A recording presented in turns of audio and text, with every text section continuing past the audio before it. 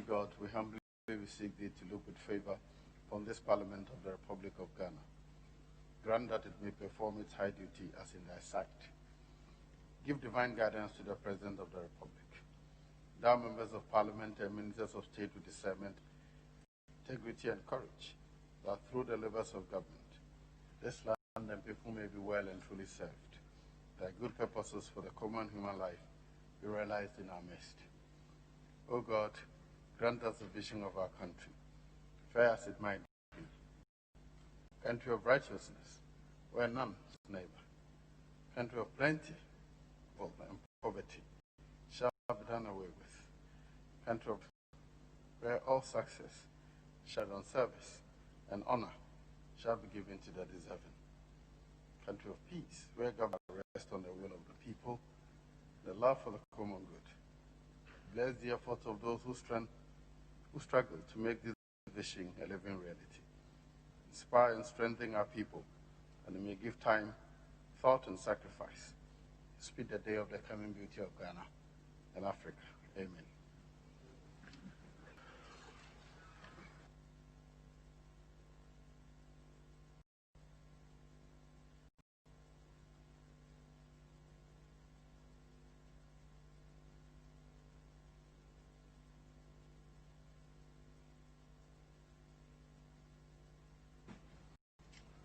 Now, members, the votes and proceedings of Friday, 10th of July, 2020. Page 1. Page 2. Page 3. Page 4. Page 5.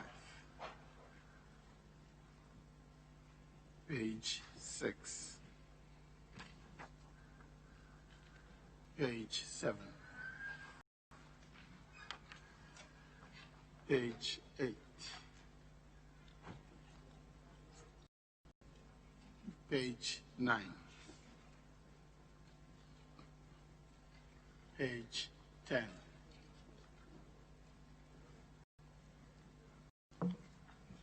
page 11,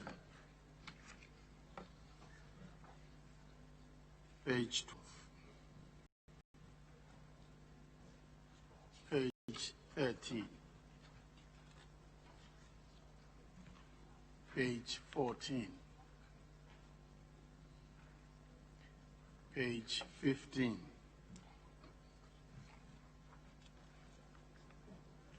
page 16, page 17, page 18,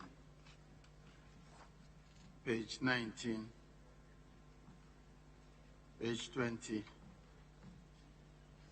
page 21. In the absence of any corrections, the votes and proceedings of Friday, 10th July 2020 is hereby adopted as a true record of proceedings.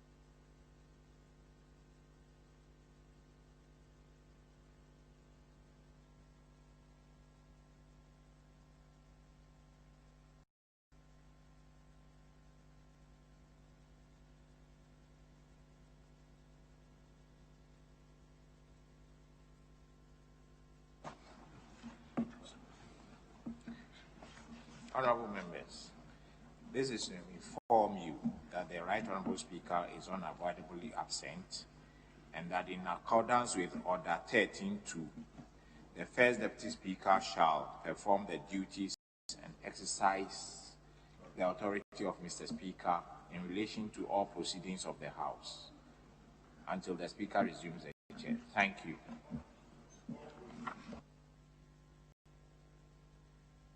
Thank you, Mr. Clerk. Honorable members, there's an official report. Yes, Honorable Member for New job in South, yes. Mr. Speaker, the clerk informed the House that in the absence of Mr. Speaker, the First Deputy Speaker shall perform duties relating to all proceedings in the House. Mr. Speaker, you said the prayer, took us through the proceedings of Friday. I just seek your guidance. If the votes and proceedings would not be part of proceedings of the House, for which reason the clerk should have read the relevant provision in the standing orders before prayers were said. Honourable Member, I invite you to guide yourself by Order 13. Order 13, all that has to be done are contained in Order 13. The official report for Saturday, 21st March 2020. Any corrections?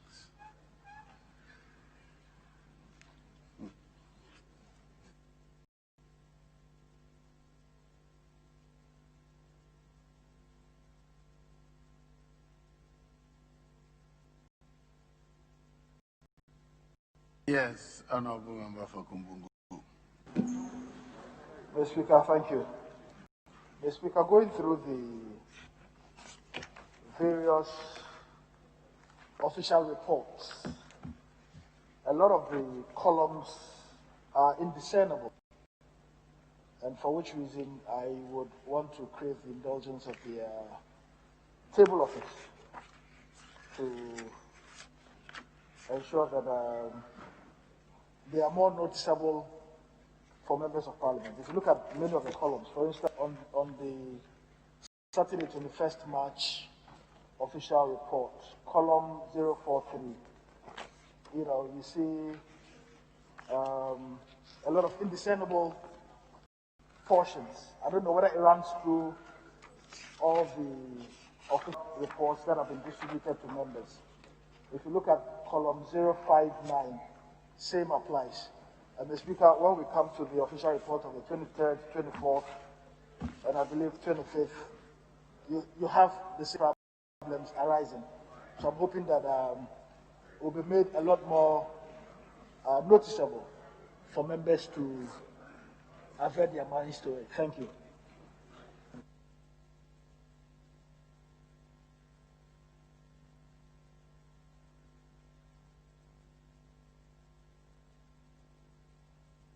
Very well. Your point is very well made. The clerk is requested to liaise with the Hunter, with the printing department to ensure that the quality of printing is at least legible for members. Thank you for raising the matter.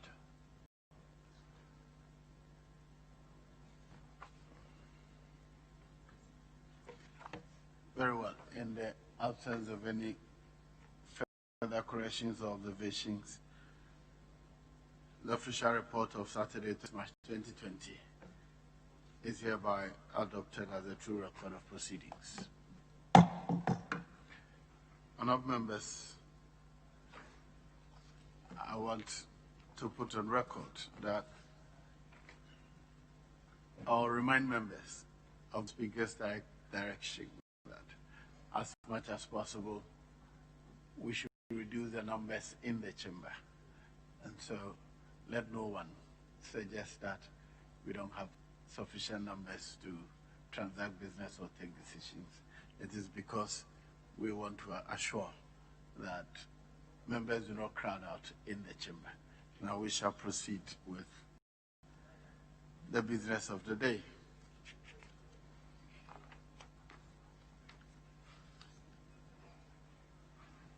Item number 4, the commencement of public business.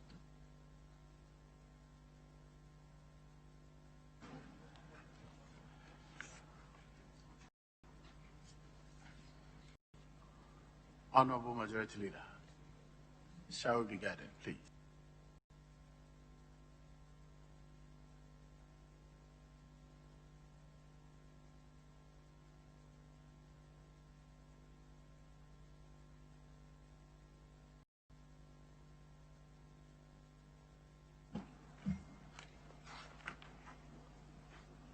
Speaker, advise that we can begin with item number 8. Item number 8 on the original order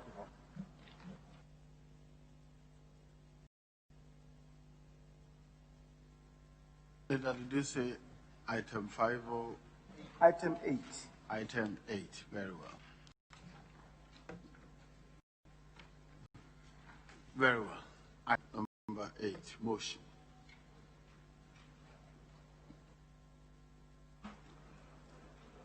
Mr. Speaker, I beg to move that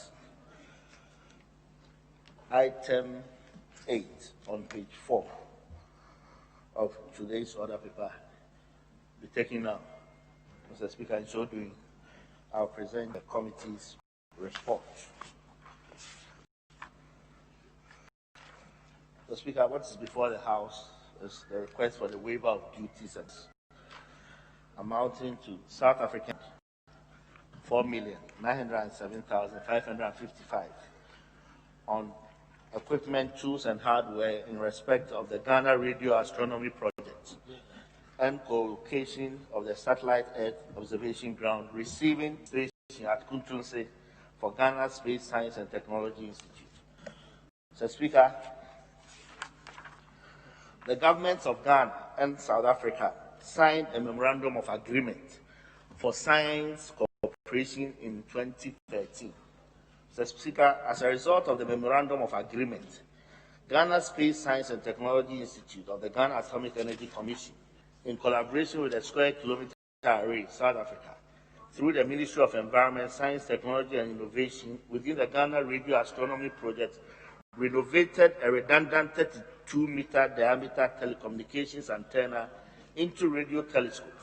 The Ghana Radio Astronomy Project at Kuntunse, which is located about 25 kilometers northwest of Accra. Mr. Speaker, the committee observed that the radio telescope, which is the biggest single-dish radio telescope in Africa, will become part of the global very long baseline interferometry network of telescopes, jointly undertaking research. It would also be used for single-dish astronomy, becoming both a research and training facility for students and engineers in Ghana and the South. An integral part of the telescope facility will be a global navigation satellite system, reference receiver, a geodetic level antenna, and seismic system to study the weather, earthquakes, and plate tectonics. The committee was further informed that Ghana's position on the globe makes the country closest to the, and that is one of the reasons Ghana was chosen as a partner country. Ghana's location on the globe makes Ghana's telescope the radio telescope with the widest view of the Milky Way galaxy, thereby attracting a lot of international interest.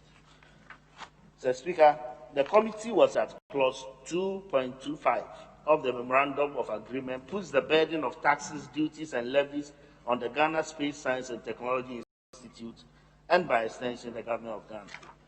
The total amount of taxes and duties of which waiver is being sought is the Ghana cedi equivalent of 4,907,555 South African rand. Mr. Speaker, attached is an assessment of the relevant taxes conducted by the Ghana Revenue Authority.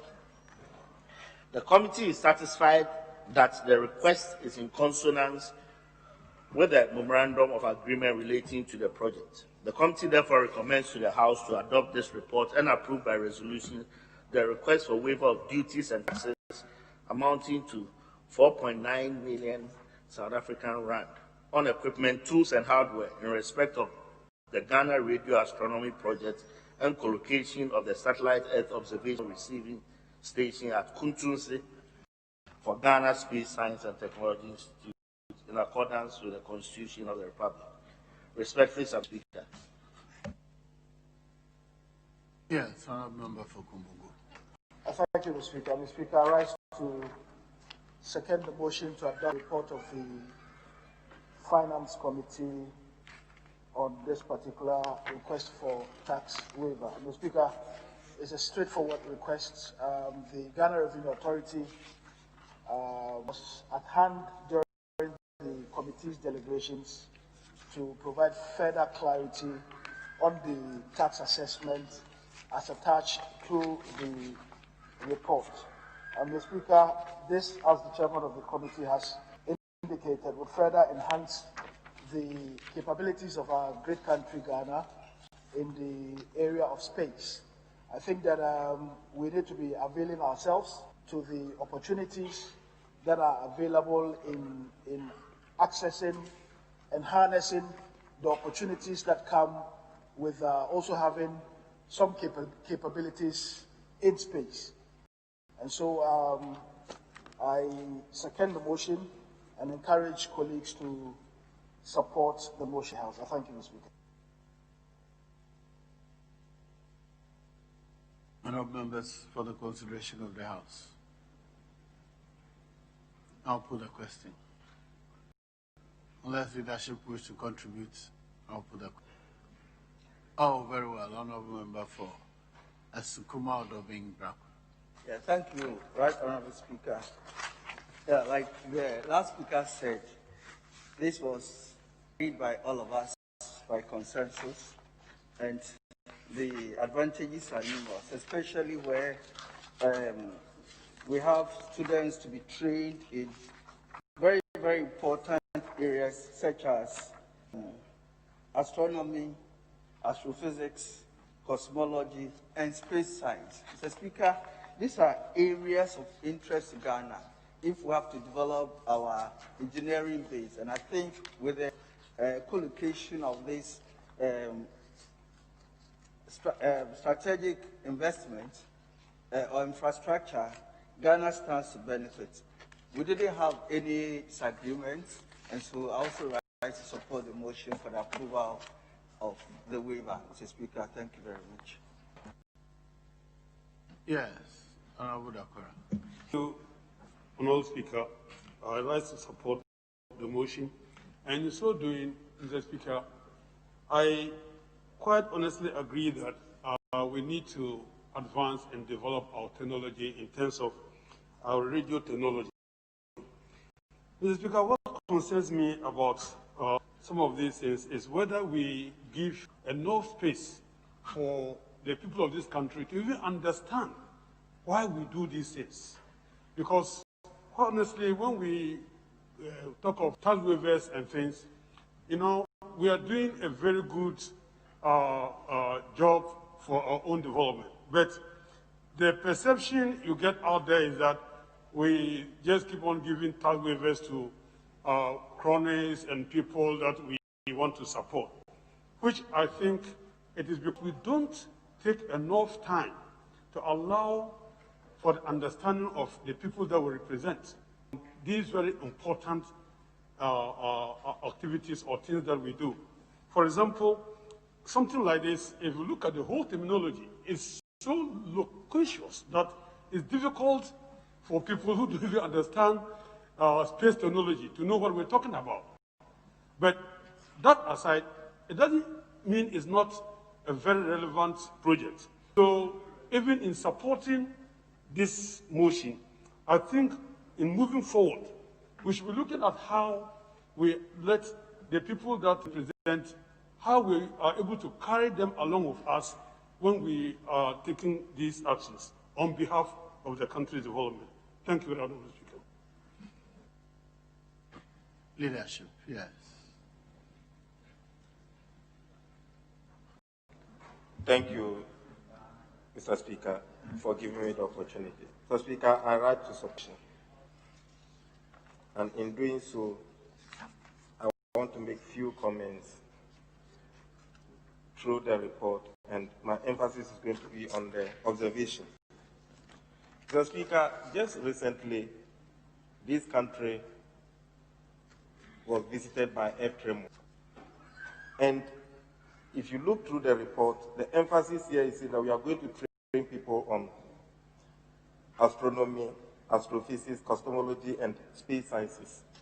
If there are areas that Ghanaians need to be trained, I think these are some of the areas that we need to be aware, so that the awareness will be created and our infrastructural development is going to be taken into consideration. The kind of buildings that we need to build, in our land and the kind of landscape that we have. Mr. Speaker, so if there is a motion that we must jointly put together our effort in approving, this is one of them. And this is just a task waiver. And looking through the report, Ghana was chosen as a partner country because of our strategic location, our proximity to the equator, where there's going to be a clear panoramic Milky Way. So looking through this, and the committee having done a very diligent job, no observation apart to say that we must unanimously support this motion and approve it. Thank you. Yes, Majority Leader. Thank you, Speaker. Mr. Speaker, it's so exciting that taking this report and adopting the report to allow the exemptions to be effected, and in so doing create opportunities in an area of space science and technology. The Speaker, KNUST currently does aerospace engineering. It's one of the new areas that I think they started not quite long ago.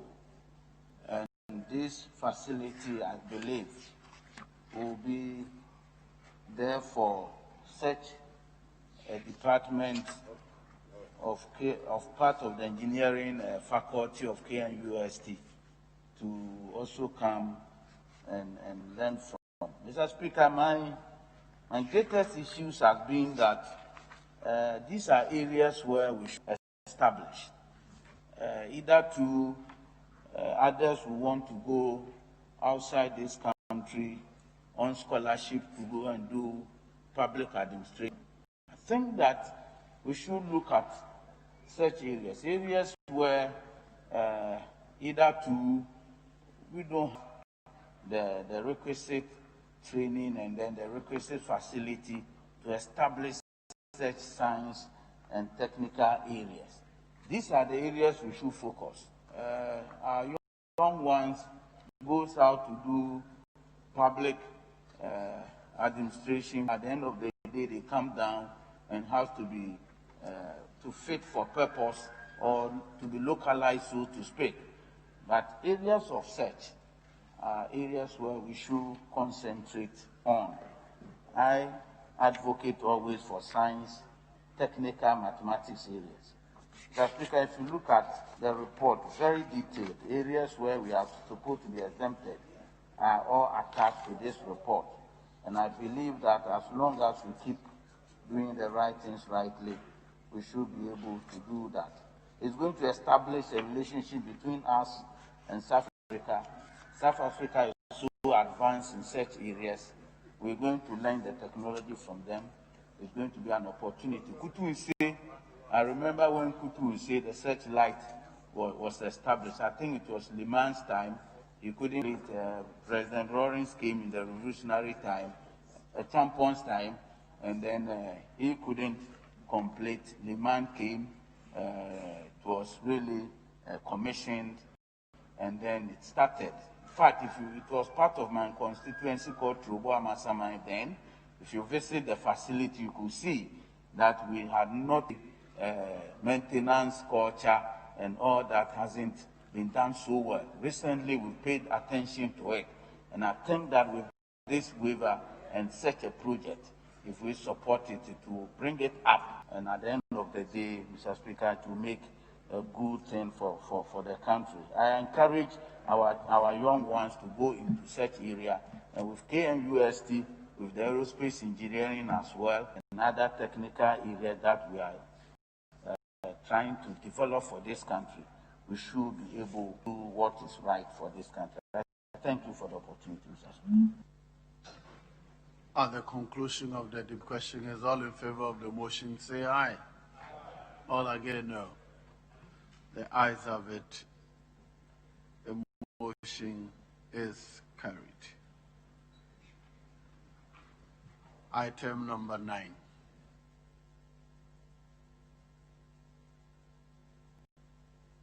Speaker,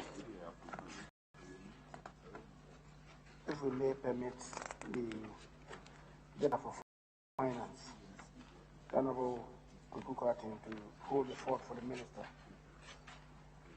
to lead us in the motion to resolution listed as item number 9. Very well. Honorable Deputy Minister, you may move the motion. Thank you, Mr. Speaker. Mr. Speaker, I rise to move that the resolution listed as item 9 on pages 5 and 6 today's order paper be now adopted. I so move, Mr. Speaker. Yes, Chairman. Mr. Speaker, I second the motion. Now, members, I move to adopt resolution number 9 on page 5 of today's order paper. It has been moved and seconded. All in favor of the House adopting the motion, say aye. All against, no. They have it. The motion is carried. This House has adopted resolution number 9 on today's order paper at page 5.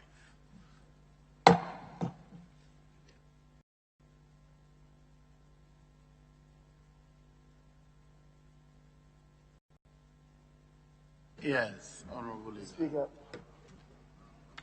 we can't deal with item number 2 on the addendum order paper. Very well. Addendum order paper.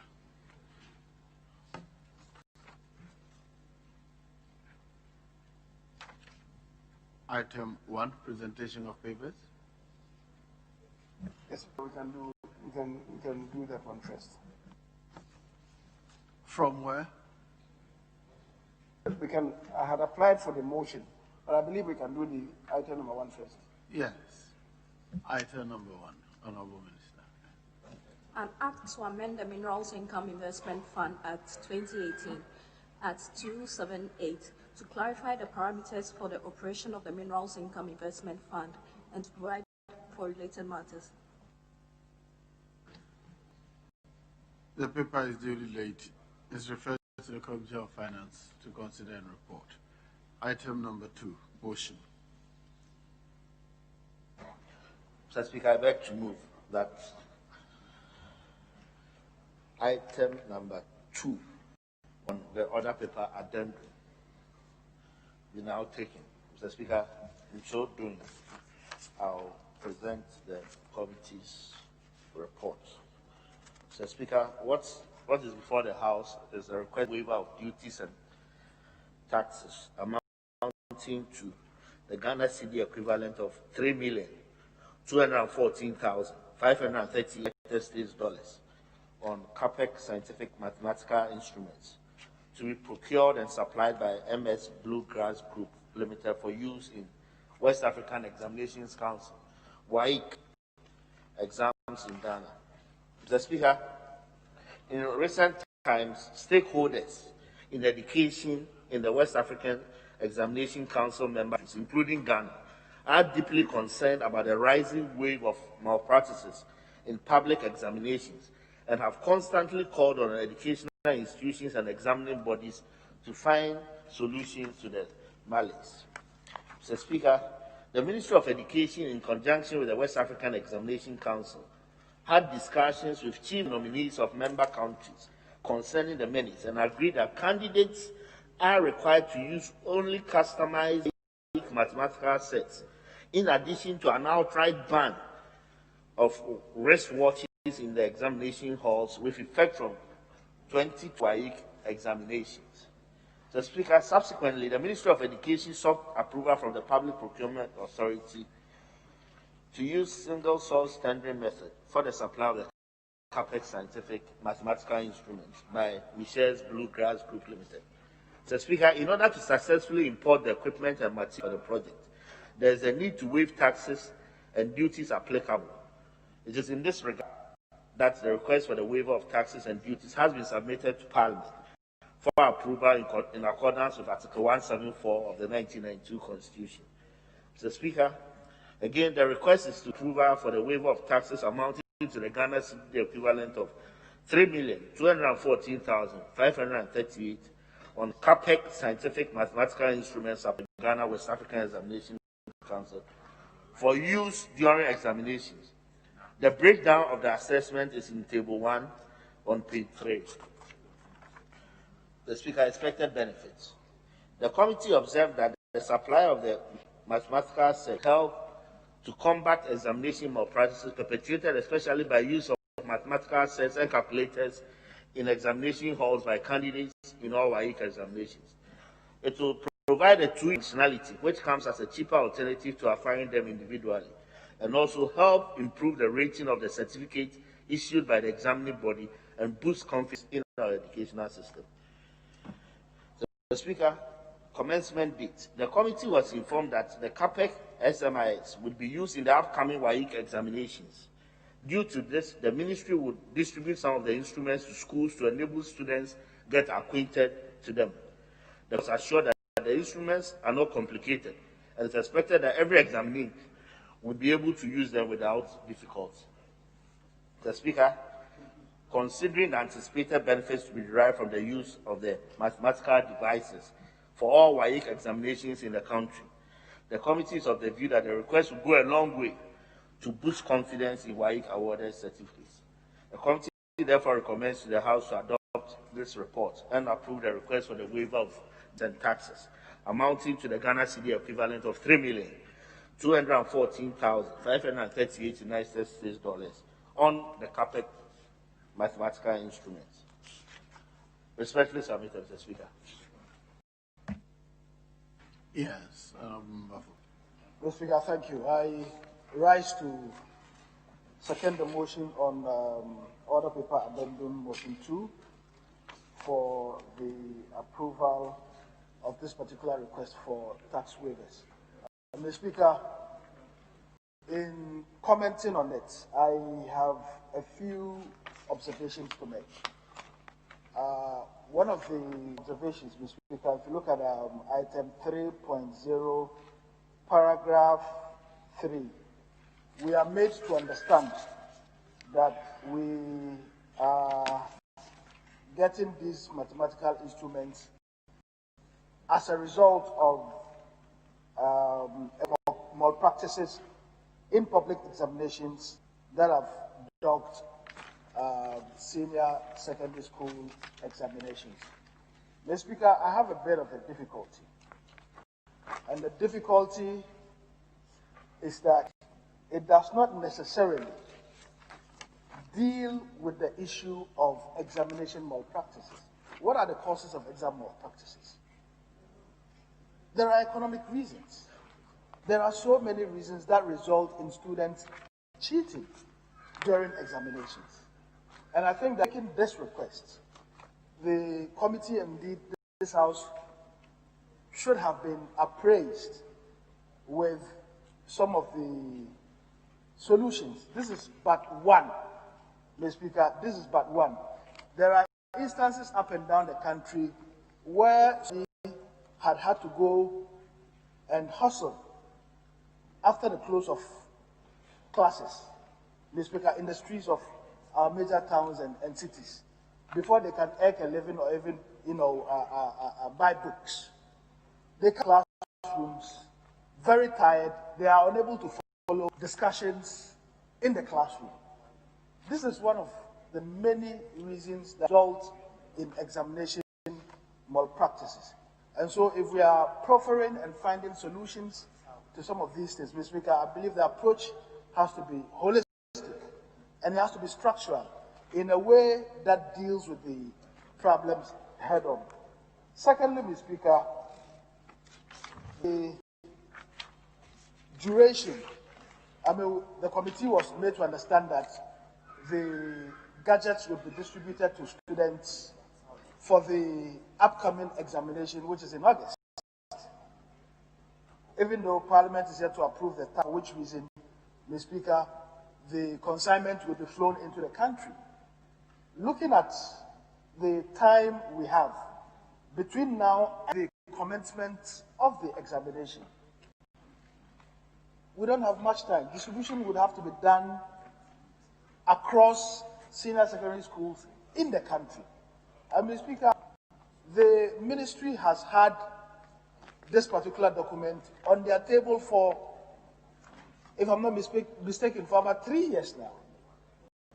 And to think that we wait till the last minute to rush something that we want Parliament to approve for us to help our children and brothers and sisters in secondary school with, for me, is unfair to this House and indeed those students who should give these documents in time to be able to familiarize themselves with the use of the gadgets. But having said that, Mr. Speaker, I want to support the approval of this particular motion, hoping that in the future, when the Ghana Education Service, through the Ministry of Education, through Ghana Education Service, undertaking programs that deal with examination malpractices, they would have to be looked at in a global picture. With this, I want to thank you very much indeed for the opportunity.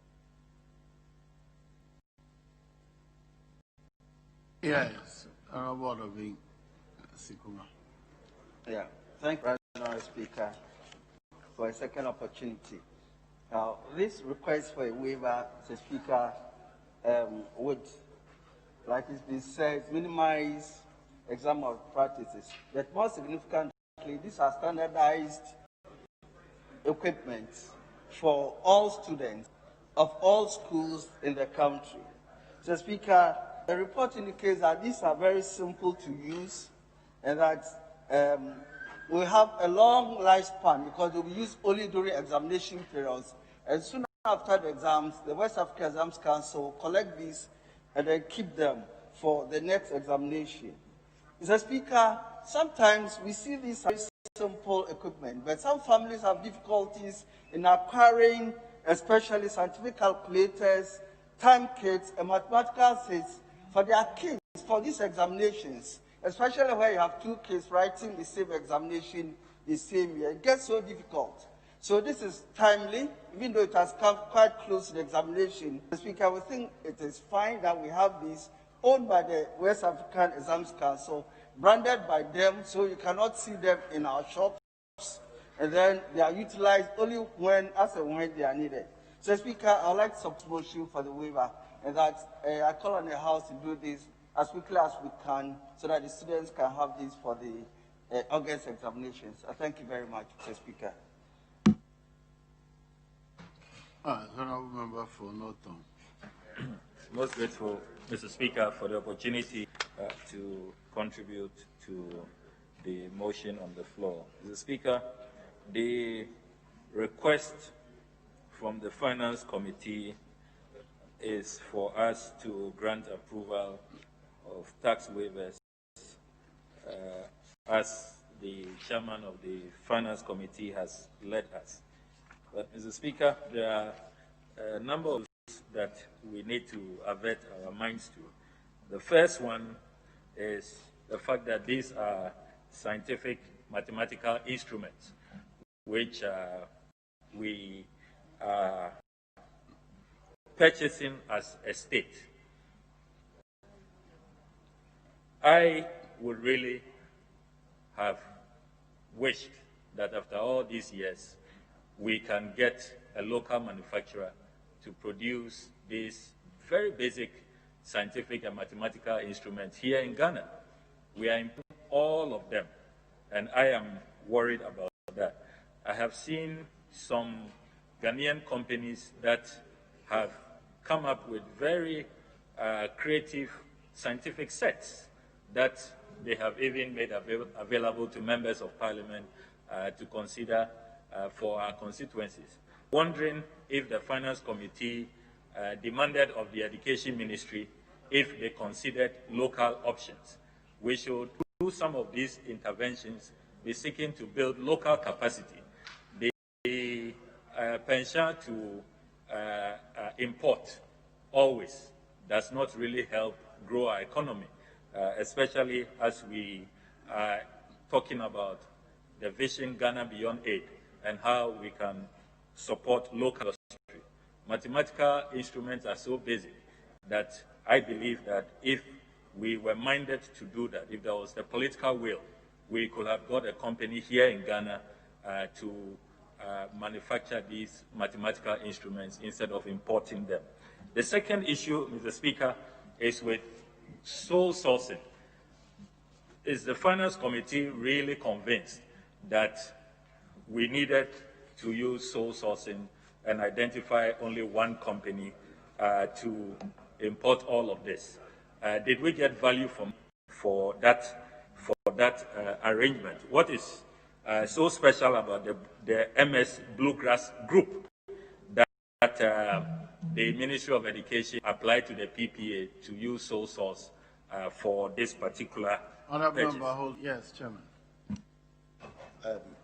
Mr. Speaker, my honourable colleague is putting the Finance Committee on the spot and asking questions of the committee. First, whether we found out whether the scientific mathematical instruments couldn't have been procured locally.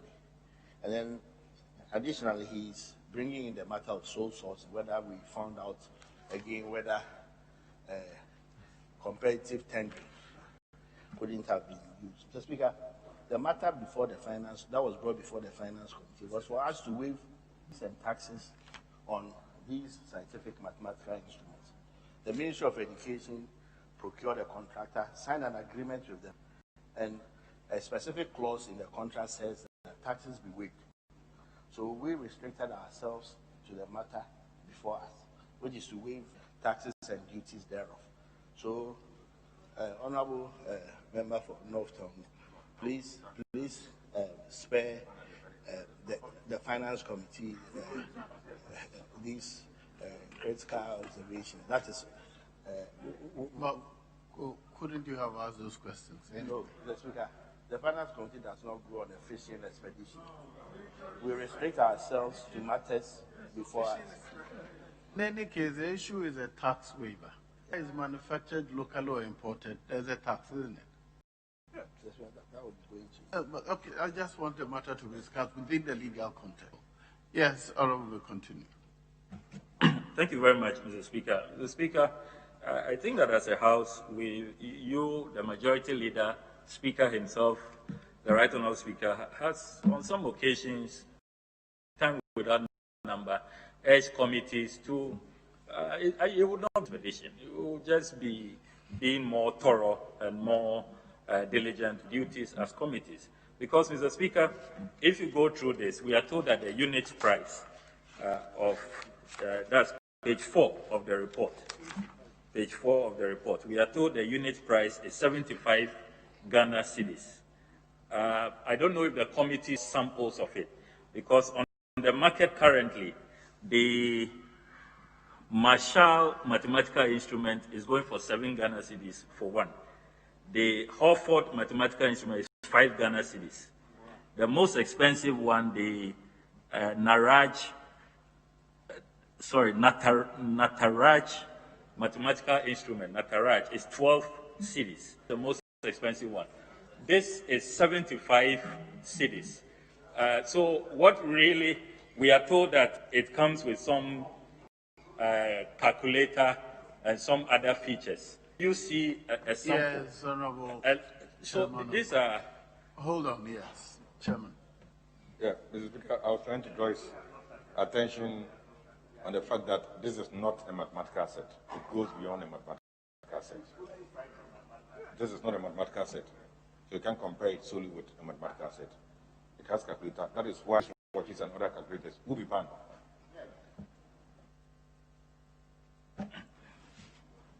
Mr. Speaker, the report says that it is a scientific mathematical instrument. Attached to it is a calculator.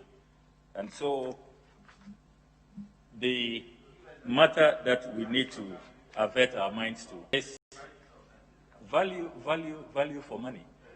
If you attach a calculator to this, because are we sure that 75 Ghana cedis per is really value for money? And again, because sole sourcing is used, it's not clear if it was a competitive tender, if we would not have seen some positive competition so the prices will have been brought down. So I believe that these are legitimate questions that the committee should avert its mind to, and this House should consider. The other matter, Mr. Speaker, is that we are being told that this is a new instrument which is going to be introduced for the first time. I'm wondering if timing, we just have a few weeks to the finals. Wouldn't it have been better for us to have these sets earlier so that the students can practice? But you are bringing them in just a few weeks to the final exams. Are we sure that the students will have adequate time to try their hands and be well equipped, well vexed with it, to use it for the final? And should we even be really insisting on final exams, knowing that in this report I see the finance committee saying that Nigeria has opted for the same equipment. However, we know Nigeria has pulled out of this year's WAEC examinations. Last week, the Ministry of Education in Nigeria announced that they will not be available for this year's WASI exam. So, again, that portion of the report is not consistent with the reality, what is happening on the ground, unless if we are not understanding what the committee is communicating. Member, I pray you move out of that, because the statement that announced that also asked states that have decided to do it to pull out. It didn't order them. So states were bound by a decision of the federal. So move out of these things which will generate debate which is not part of our report, please. Mr. Speaker, the more substantive point really is about the timing and whether it will come in good time for the students to try their hands on this new mathematical set. But as I said earlier, I wish that there were some samples that, as members, we could have seen before giving our vote of approval to this. I thank you very much for the opportunity to contribute to this motion. Yes, Honorable. Thank you, Mr. Speaker. Mr. Speaker, to also support the adoption of the report by the Finance Committee. Mr. Speaker, examination malpractices reduces the credibility of exams. Ghana is known to be one of the best countries where education is considered as our main source of bringing up our children, educating them, letting them adopt values, ethics, aptitude, and developing them to be a well-balanced individual for the benefit of the country and for the family as well. Mr. Speaker, therefore, examination is very important, though it's the immediate interface, but the examination itself is not the main objective of developing a well-balanced individual, though it is the immediate interface that determines whether the learning outcomes or the quality teaching has really impacted learning, better quality learning outcomes.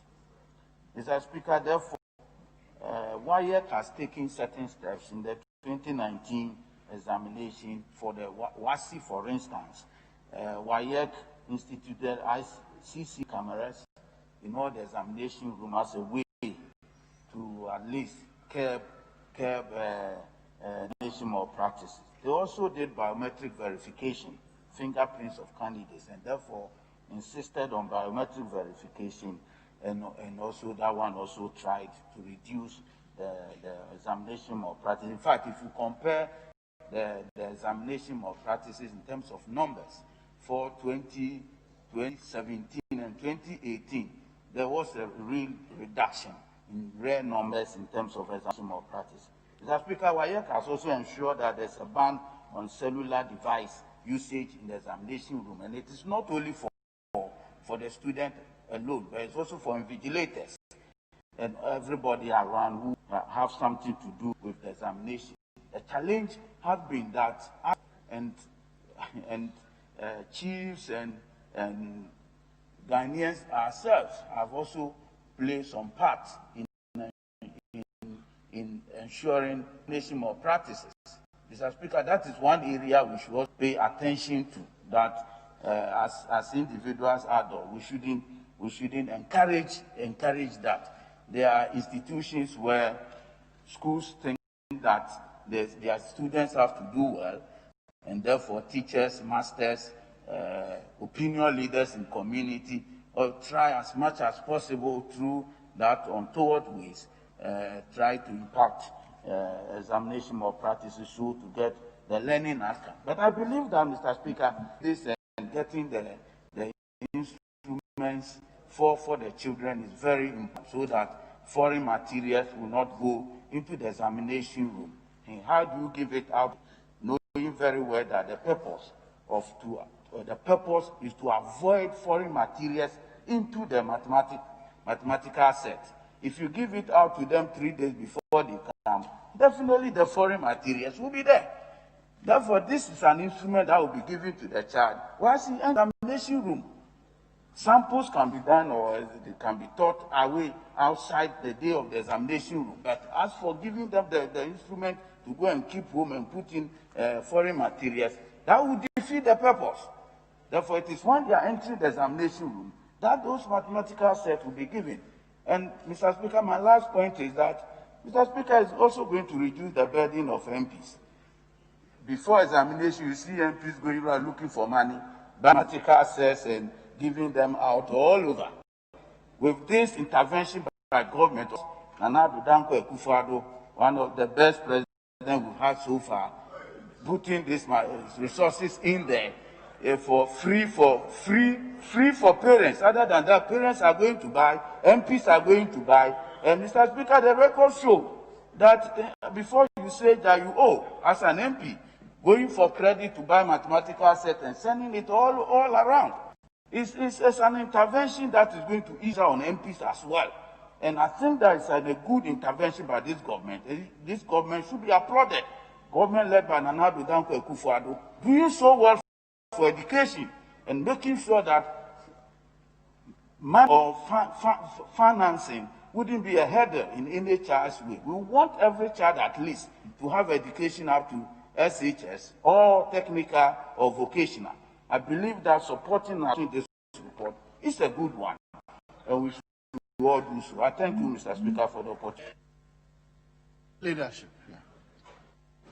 Thank you, Mr. Speaker, for the opportunity. Mr. Speaker, I like to support the motion simply because it is going to help cure the incidence of examination malpractices.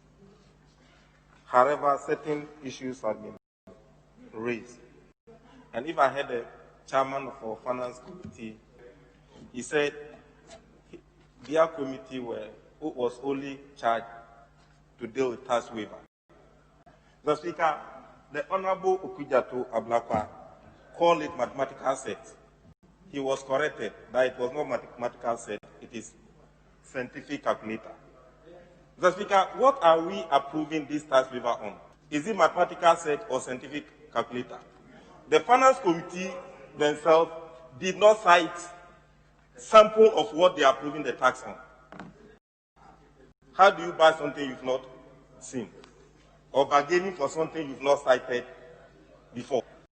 That is the more reason why, Mr. Speaker, whether a contract was signed or not, the finance committee should have been served with even at least a sample or the contract document to know the details of the contract and what warranted the approval for this tax waiver. Mr. Speaker, we must be taken serious. You can't just say that, oh, mathematical set, then somebody call it mathematical set. He is approving it with the understanding that it is a mathematical set. If you say it's not mathematical set, give us a sample and let us see it. Yes, Mr. Speaker, though we want to cure the incidence of examination malpractices, but that doesn't mean that what we have not seen, then we just come and then approve it.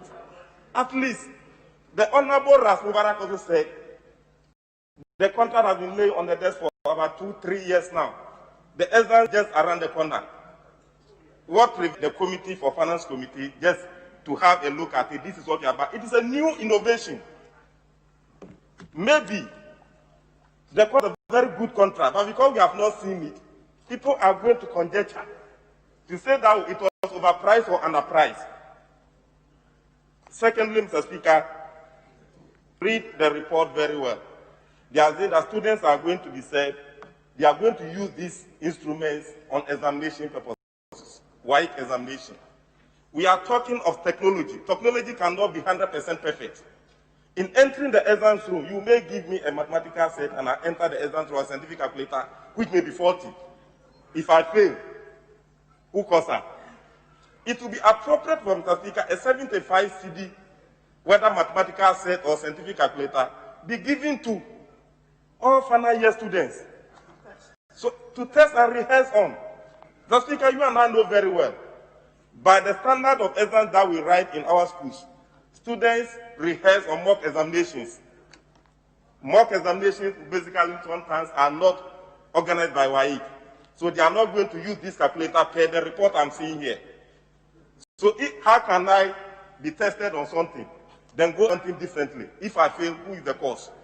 So, Mr. Speaker, even though, Mr. Speaker, I support the motion, Chairman. I strongly... Hold on. The chairman has an objection.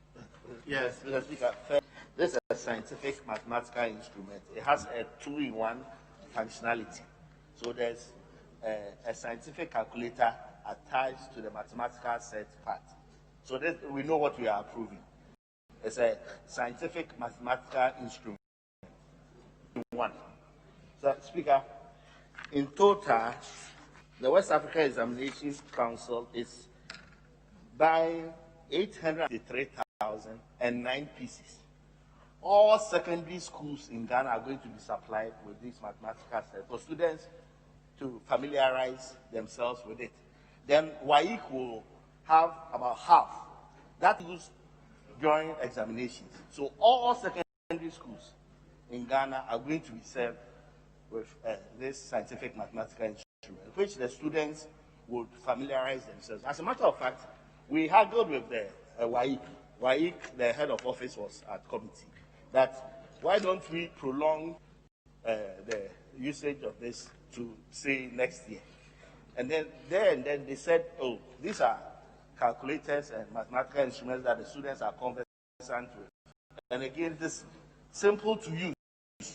So if you lay hands on it for a day or two, so they implored the committee to quickly finish our work so that these can be airlifted to Ghana for distribution to take place the start date of the exam. And so all your concerns have been addressed.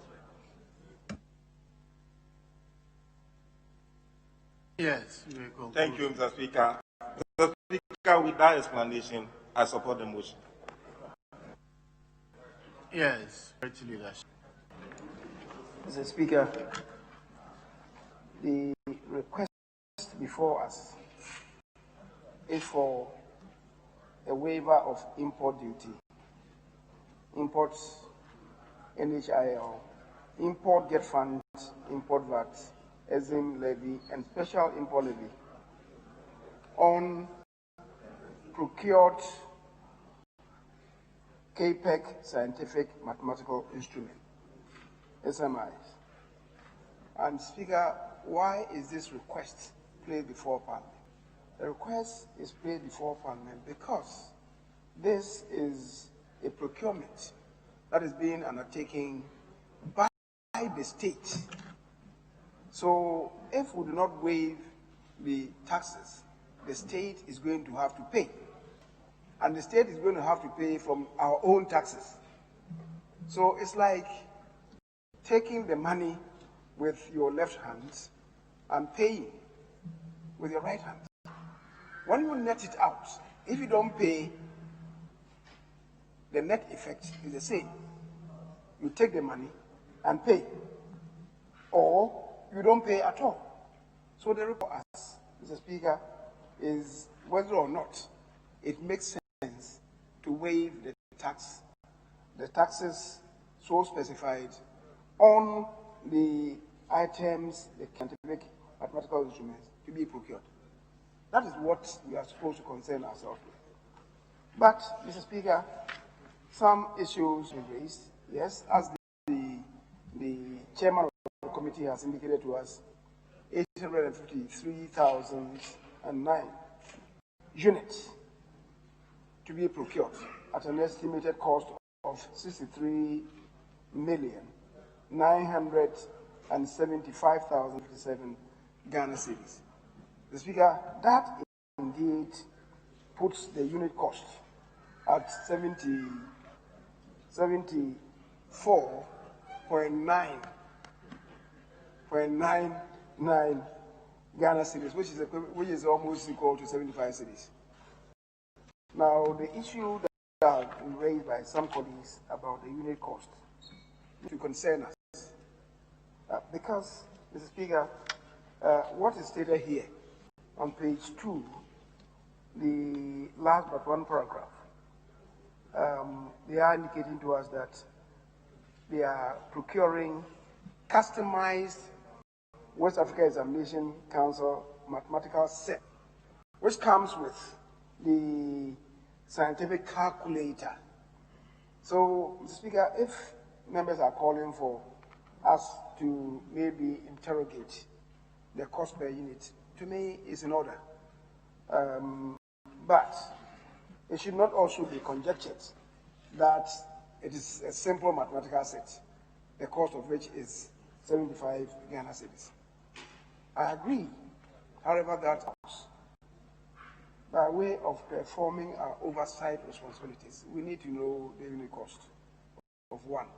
And if the calculator, which is the addition, justifies the cost of 75 Ghana cedis, it should be known to all of us.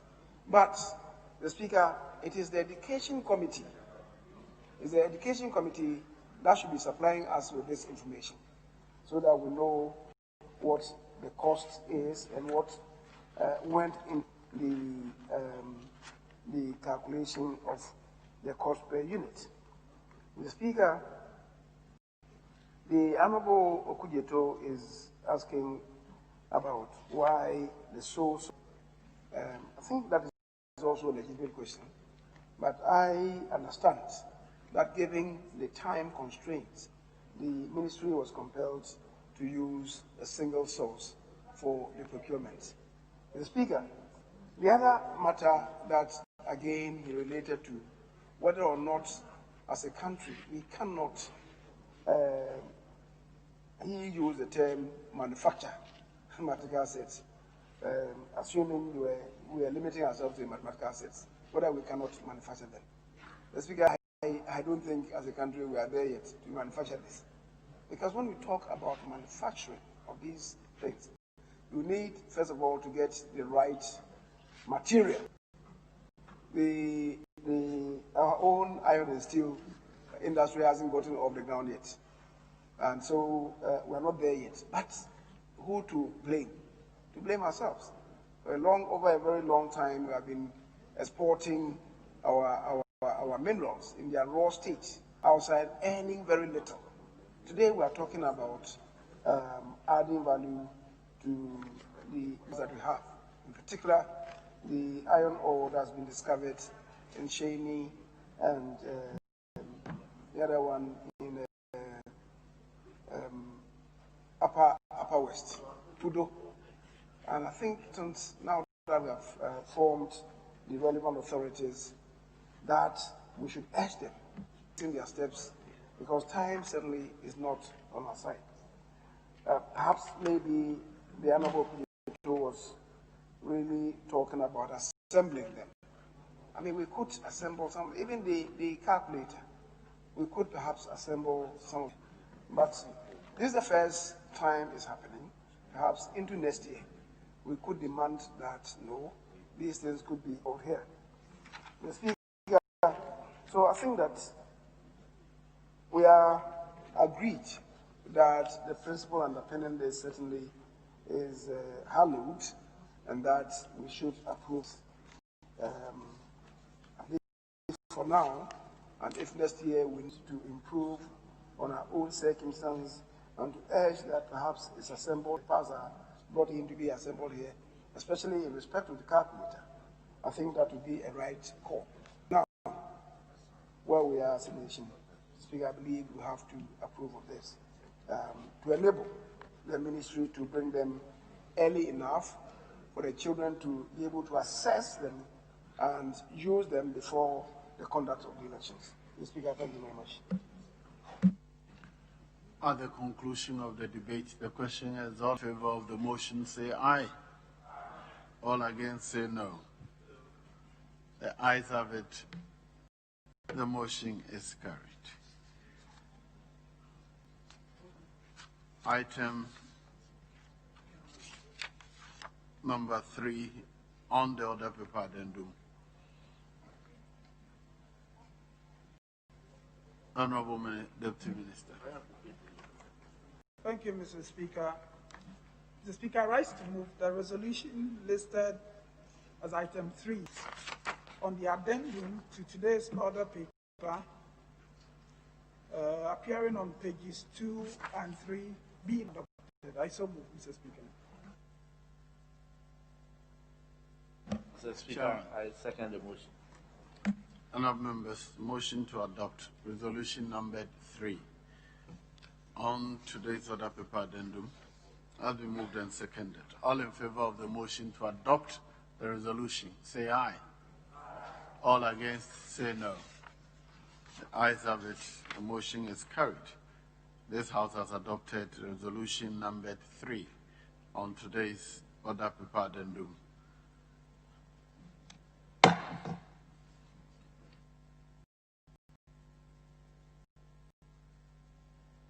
Now, Majority Leader, where do we go from here?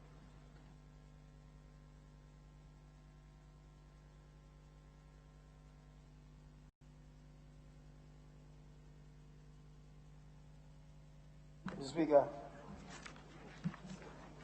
we may want to do item 1 on the order paper addendum.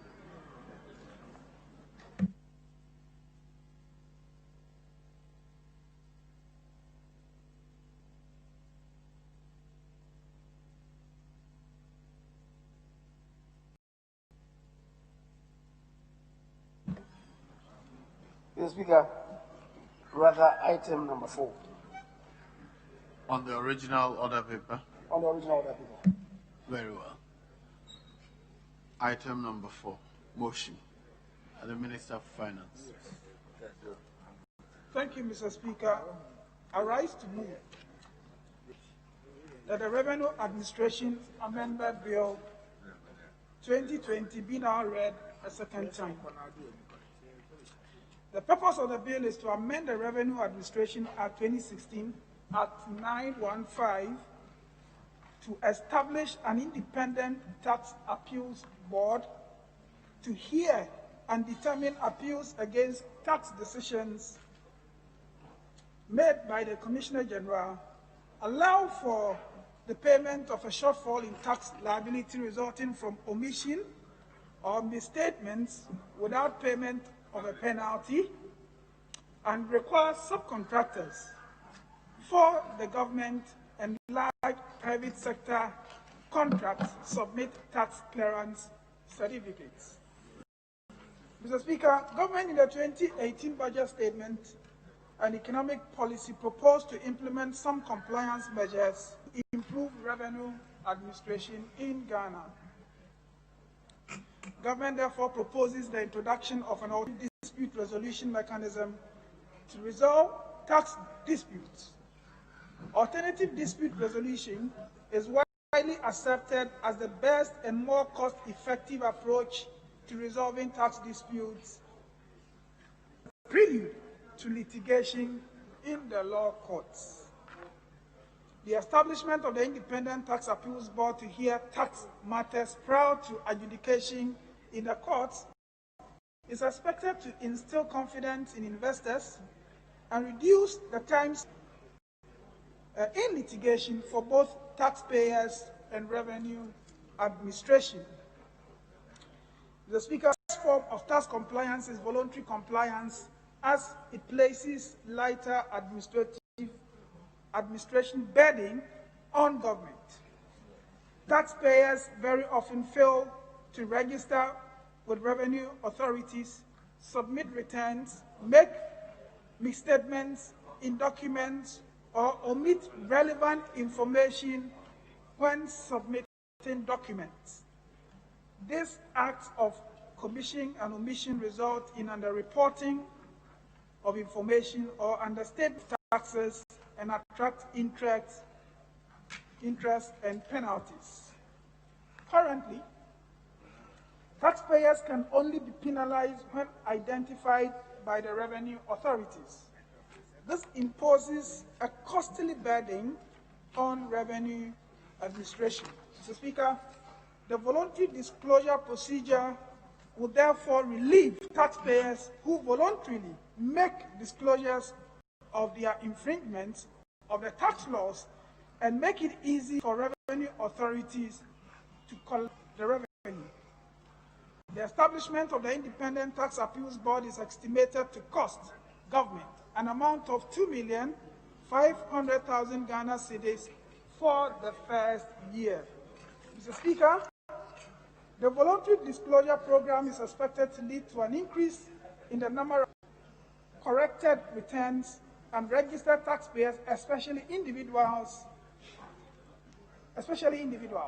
First year is expected to lead to registration of voluntary compliance of 1,000 persons, with attendant loss of revenue from penalties from submission of returns of about 340,000 Ghana cedis. Back to move, Mr. Speaker. Yes, Chairman.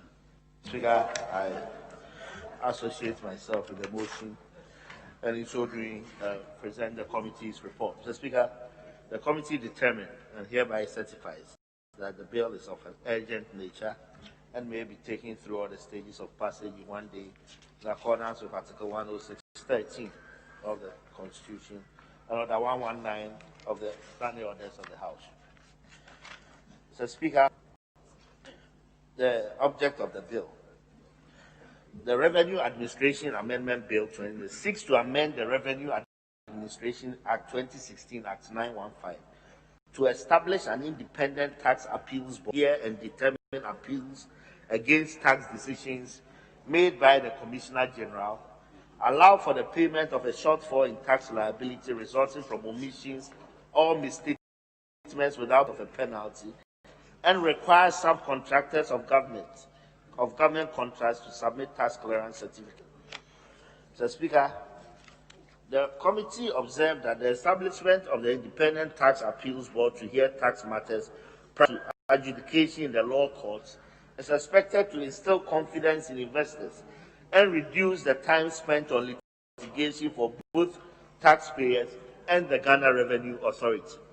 The committee further noted that currently, taxpayers who fail to register with the revenue authorities or submit returns or make misstatements in documents or omit relevant information from documents they submit to the authorities can only be penalized when identified by the revenue authorities. This, as stated earlier, imposes a costly burden on revenue administration. The voluntary disclosure procedure included in this bill will therefore relieve taxpayers who voluntarily make disclosures of these infringements of the tax laws and make it easy for the revenue authority to collect the revenue.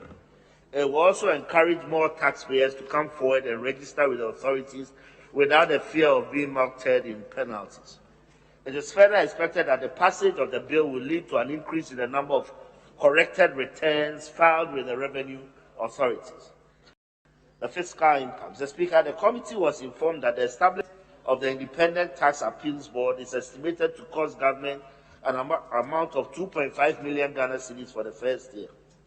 The loss of revenue from penalties for non-submission of returns is also estimated at 2,340,000 Ghana cedis. Mr. Speaker, despite the revenue losses, The Ghana Revenue Authority anticipates that the amnesty measures contained in the bill will result in the registration of voluntary compliance of 1,000 taxpayers. So, Speaker, the committee has proposed a number of amendments which have been on pages 7, 8, and 9 report. The committee recommends to the House to adopt this report and pass the Revenue Administration Amendment Bill 2020 into law, subject to the amendments proposed. Respectfully submitted, Mr. Speaker. Yes, Honourable Member for Mr. Speaker, I wish to second the committee's report for the adoption of the report. Mr. Speaker, a few observations. We are all aware that funds are indeed drying up globally as a result of COVID-19, which has culminated in countries losing a lot of revenue. It is therefore very important that as a country we do everything possible to ensure that revenues within the country go to the government for the execution and for government to meet its statutory obligations. Mr. Speaker, the ability of any government to collect taxes goes a long way to helping the government fulfill its obligations. In adopting the motion, Mr. Speaker, I also need to point out, as has been encapsulated in the report, the lacuna this particular request seeks to cure. We have a situation where many people are not paying their taxes, where many people are not honoring their tax obligations. And it is therefore important to give them or grant them some amnesty to encourage them to honor their tax obligations. But, Mr. Speaker, and indeed that is good, and I have absolutely no problem with the request to take this under a certificate of urgency, especially looking at the fact that the House does not have a lot of time before we rise. Mr. Speaker, in granting amnesty to individuals and companies and corporations that violate their tax obligations, we need to be careful that we have safeguards in the law so that they don't overly abuse the process. If you are not careful, you would have an instance where somebody year in, year out will still come forward and not do the right thing as far as meeting the person's tax obligations are concerned. We have in this country, for instance, where if you were to build a house, from the beginning of the construction of the house till the end, you pay a contractor, but it's highly likely that the contractor would honor his or her tax obligations. Look at all those people who are making money. I mean, the mechanics. Many of them violate their tax obligations. So what this seeks to do is to encourage them to actually meet their tax obligations. But if you're not careful, year in, year out, you would still have people violating their obligations. And that is why I want safeguards. So that if you were to violate your tax obligations and got an amnesty in year 1 or year 2, I mean, there should be some punishment if the practice of violating your tax obligations continues. And I believe that will go a long way to helping all of us.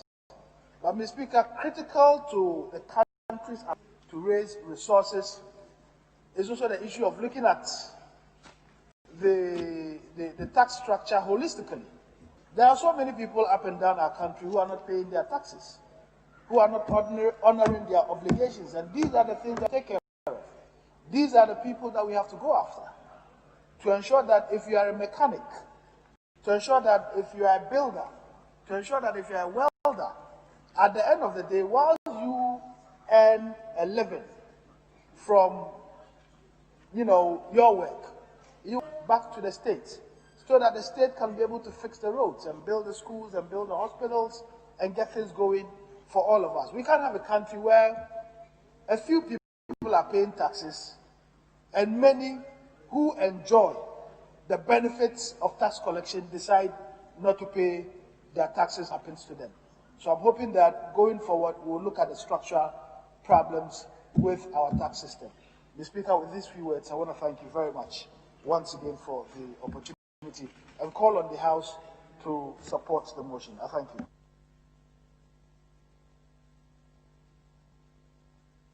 Yes, honourable member.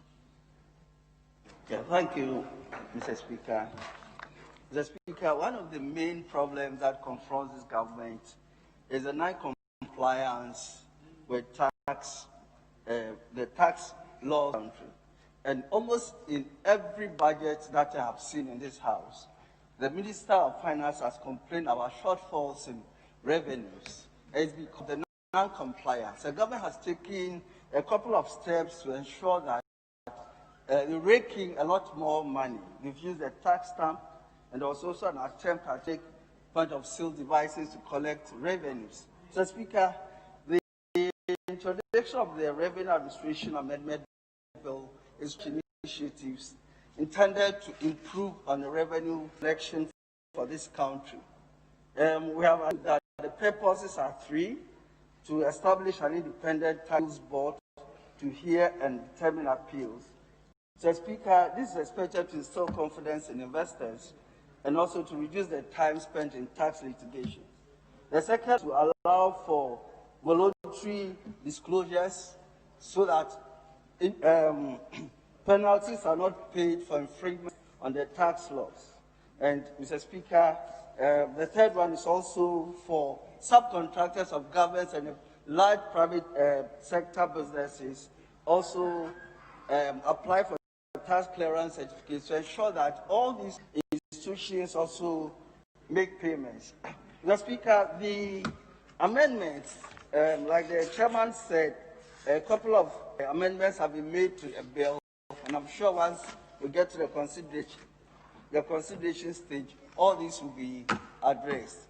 I stand, Mr. Speaker, to support this motion for the adoption of the report of the Finance Committee on this subject matter. I thank you very much, Mr. Speaker. Yes, the fair. Mr. Speaker, thank you for the opportunity to add my voice to the approval of this bill. Mr. Speaker, the report indicates that the intervention it seeks to cure in the existing law is to help in terms of compliance. Mr. Speaker, existing law, there are penalties for non-compliance in the existing law. What the bill mainly seeks to do is to establish the Independent Tax Appeals Board, which is a new structure which is laudable. But the problem I see is that the issue of under-collection, which is very central to the revenue shortfalls, is still not addressed by this bill. What this bill does is rather to reduce perhaps the cost of tax litigation, so that with the establishment of the Independent Tax Appeals Board, persons that are affected will not have to rush to court immediately, but they will go through this route and eventually end up in the law courts when they are still aggrieved by the final decision of the board. So that is where I think the intervention is critical. I'll add to where my brother, the Honorable Barack, left off. The informal sector is a very huge area. And I am happy that efforts are being made to ensure that the in that subsector of the economy are encouraged to acquire TIN numbers. And the TIN numbers, Mr. Speaker, the tax identification numbers, is to therefore rope them in so that whatever services they want to participate in, there will be a tax component so that they will be identified as taxpayers in that key area. Mr. Speaker, the other issue is that the impression is created as if with the introduction of the establishment of independent tax appeal board, non-compliant issues will be critically reduced. I mean, because it's the same people that the law will seek to affect. It doesn't seek to affect persons who are not caught by the tax dragnet. And that is where I think that this bill should have factored in the persons who are not yet affected by this subsector. Then the other issue is that if you look at the amendments that have been proposed, I am worried. This is a very important agency. And so why do we as a house, if we dictated this in the 2018 budget, why are we in 2020 and approaching the media seeking to rush this under a certificate of urgency? I think that we should have taken it under the normal processes of drafting the law, so we could participate actively and ensure that. Oh, yes, I agree. It's a 4 clause, but Mr. Speaker, you know that sometimes brief bills come here and we end up enriching, improving the number of clauses and subsections or the issues that they seek to address. So, support of it. I pray that even though the sponsor of the bill is crying about the cost of implementation, I wish that they can look at the long-term benefits that it will bring in establishing the agency. With these few words, I urge the House to approve this reform. Yeah, Honorable Moses. Thank you, Mr. Speaker. Mr. Speaker, tax payment is a mandatory requirement for every citizen. It is out of tax revenue and other revenues that government is able to enhance development. Mr. Speaker, as we are not in normal times. COVID-19 has brought a shortfall of our revenue to some 21 billion Ghana cedis. Mr. Speaker, the challenges are enormous. America recently went into their reserves because their tax compliance and tax payment regime is high, went into it about 2.1 trillion to at least combat COVID. We have done so well so far, but just that we still have challenges in our revenue shortfall. It means that what we can do to rake in more revenue, build more resources, get reserves for human security challenges in the future, or reserves that can at least take this country when, whether pandemic or endemic, or whatever we can do to secure human security, we do. Mr. Speaker, therefore, the challenges have been identified. In fact, the issues is about filing of tax returns and misstatements in documents or omission of relevant information from documents that really will establish the true tax that is supposed to be paid. Mr. Speaker, it is out of this that at times, or most often, brings the dispute, and therefore... Honorable Deputy, wait, hold on.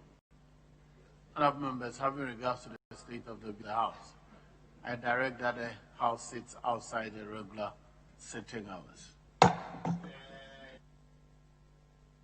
Thank you, Mr. Speaker. Mr. Speaker, this brings out and there are expenses that are incurred in so doing. This bill is so to attract voluntary approach, ensuring that we file our taxes rightly, we declare them truthfully, and then so that the state can rake in the revenue that we want.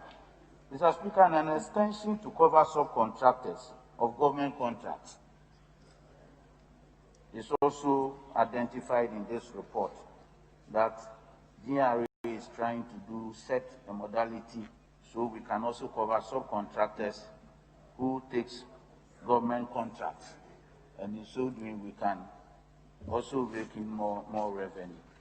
I think that the ADR approach or the tax appeal board, Tanzania is a typical example that we can learn from. Tanzania is already into it, and I hope that the ministry had really learned best practices and also to adopt a best fit approach out of the best practices so we can really make it easier for those who have issues with their tax, whether it's their tax credit, whether underestimate their source of taxes and therefore will have to pay penalties. But with ADR sort of board that we put in across, at least they can really amicably solve it, and then it's done. Already we also have the system where you make arrangement for payment of your taxes that you've not done. These are issues that are really encouraging in order that individuals can have that approach and practice and make sure we rake in more. But, Mr. Speaker, the history has shown that arrangement hasn't been effective, has not effectively given us the necessary results. For now, with this approach, our expectation is that we should learn the best practice, adopt best fit purpose, and then individuals can take advantage of this opportunity. Let's also continue to encourage, as MPs, educate our people, ourselves, and ensure that we rake in more revenue, tax compliance, we pay our taxes as due to us, so this move forward. I thank you for the opportunity.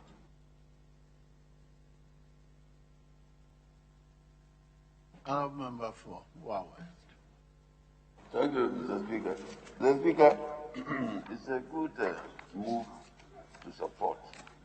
But the issue we should have is that since 2017, this government has granted tax amnesty to a number of who defaulted in paying tax.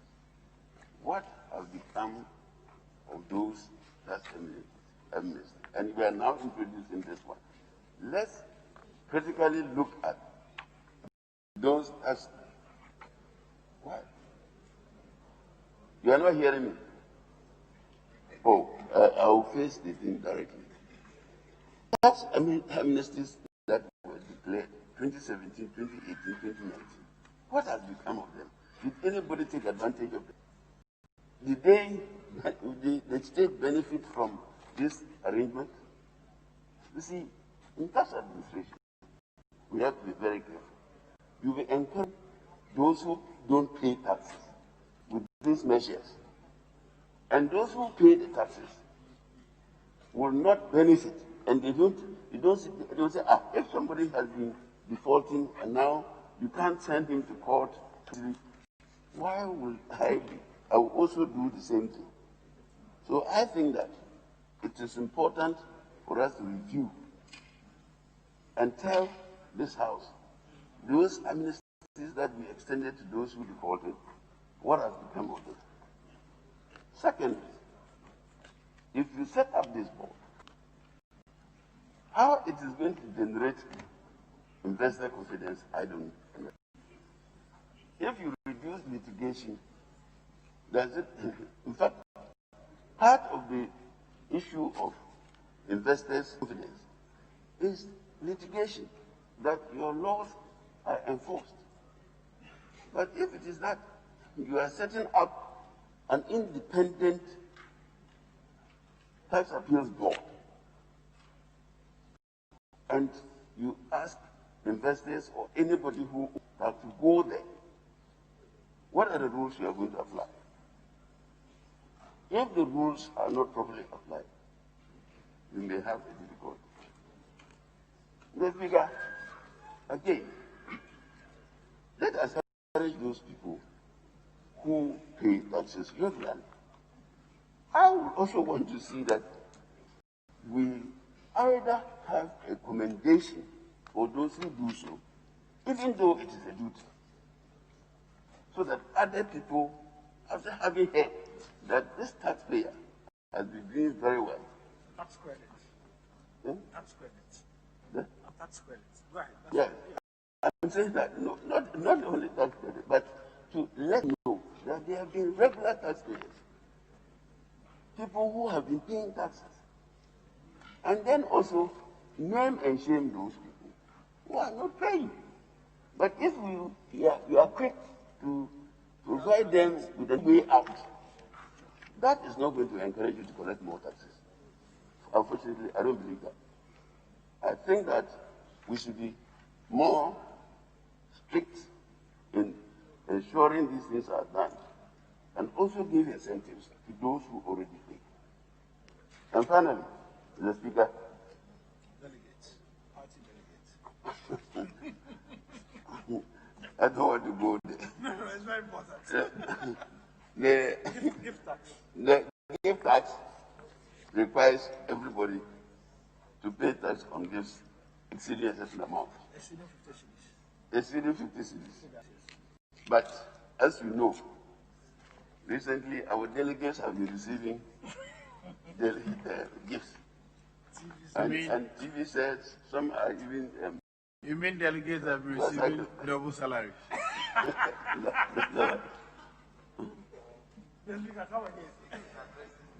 Speaker, I didn't hear what you said. I was asking whether you mean some delegates receiving double salary. Yes. Maybe. No, there are gifts. Some claim they were given tricycles, others carried. We saw some people returning bicycles.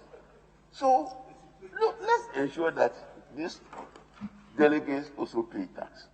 We will get a lot of money. It's important that people should be made conscious of the fact that without taxation, they cannot be good government. They cannot be the provision of all the facilities that we expect to benefit from. Thank you very much, Mr. Speaker. Yes, Honorable Minister, you may. Well, thank you, Mr. Speaker. When I say we, I mean the Ministry of Finance sponsoring this has taken note of the various comments and inputs that have been made by colleagues here. And I'm sure during the consideration stage, we will deal with some of the issues. Our attitude is to listen and to see what we can pick from the contribution of members. But with your permission, Mr. Speaker, it's important to comment on one or two things that have been said on the floor. First, the point about how past tax amnesty interventions have performed. I think, Mr. Speaker, that whatever has happened in the past in respect of similar tax amnesty interventions,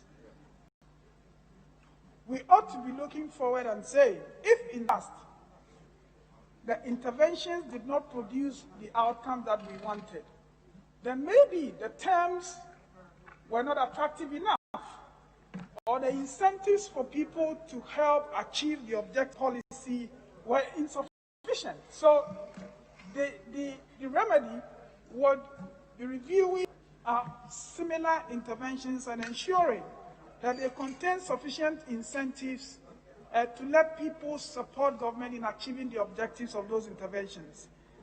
And so we ought not to give the impression that if, for instance, past tax amnesty or similar interventions did not produce desirable outcomes, then we should shy away from using similar instruments in the future. Because as we know, such interventions are time-tested ways of ensuring that you reduce the cost of compliance, cost of ensuring compliance for taxpayers. Which takes me, Mr. Speaker, briefly to the third point, which is the primary objective driving driving this policy contained in the bill is to reduce the cost of tax compliance. And money is money.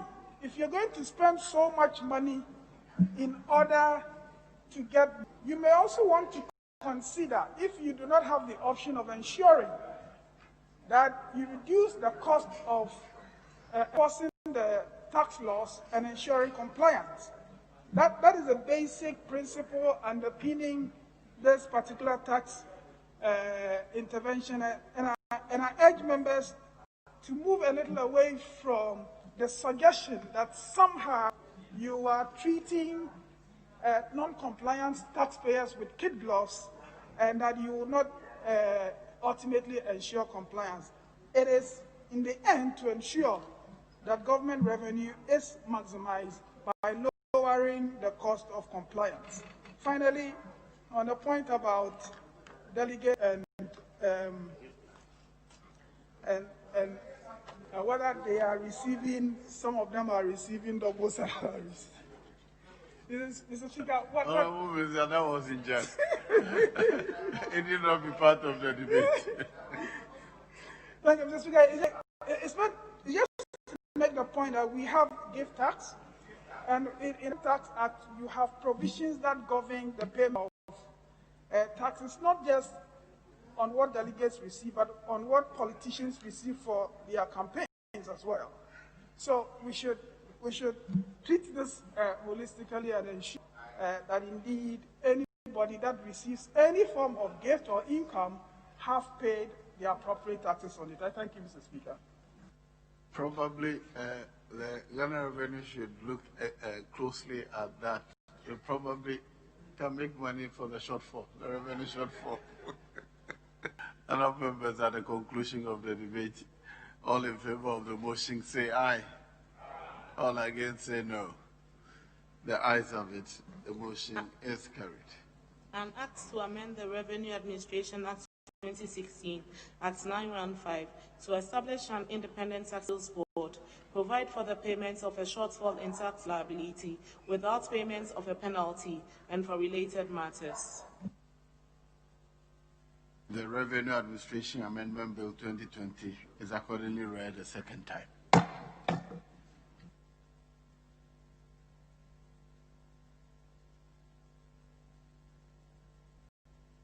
Honorable Majority Leader.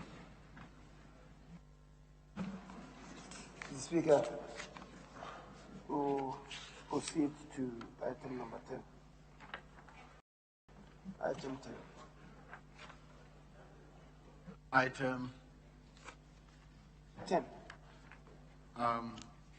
We'll serve with the other paper addendum. I understand it contains the work that was done today, unless the Yes, Mr. Speaker, that is not the land bill. Yes, it's not exhaustive, but we are doing the second chapter, which will be submitted as we proceed with it.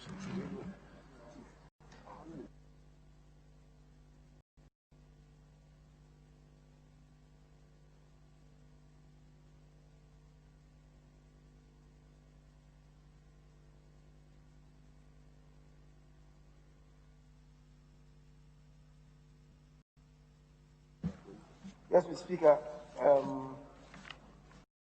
what we did this morning has been captured on the other paper addendum, that is addendum 2. I was just saying that the advertised amendments, what we say here, the list is not exhaustive. We'll be bringing an additional list. I think we worked up to plus 140. 141, yes. So we can get to 141. Very well. The Land Bill 2019 at the consideration stage.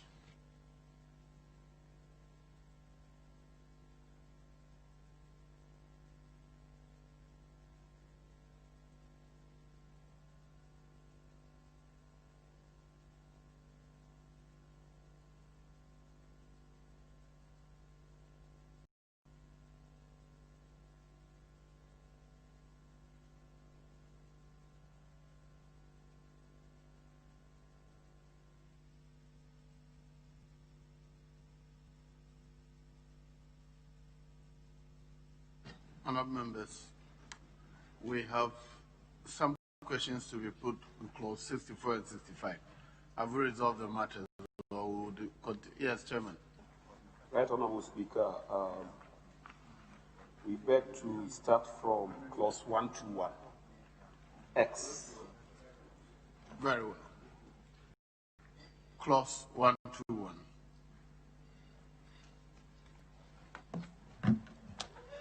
Overriding interests. Amendment proposed. Chairman. Clause 121, subclause 1, paragraph E, line 2. Delete terms and insert a term. So the rendition will be for a term of less than 3 years and not capable of extension to a term of 3 years. Our members, for the consideration of the House. All in favor of the proposed amendment say aye. All again no. Ayes have it. The amendment is carried. Item XI. Clause 121, subclause 1, paragraph G, line 2. Delete limitations and insert limitation. Limitation Act. All in favor of the proposed amendment say aye. All against say no. The ayes have it. The amendment is carried. Now the question is clause 1. Yes, Honourable Chairman of the Committee. Chairman, we agreed to if an amendment in respect of 1211I, an electric should read an electricity supply line. Thank you. Very well. All in favor of the proposed amendment say aye. All against say no. The ayes have it. The amendment is carried. Now clause 121 as variously amended shall stand part of the bill. All in favor say aye. All against say no.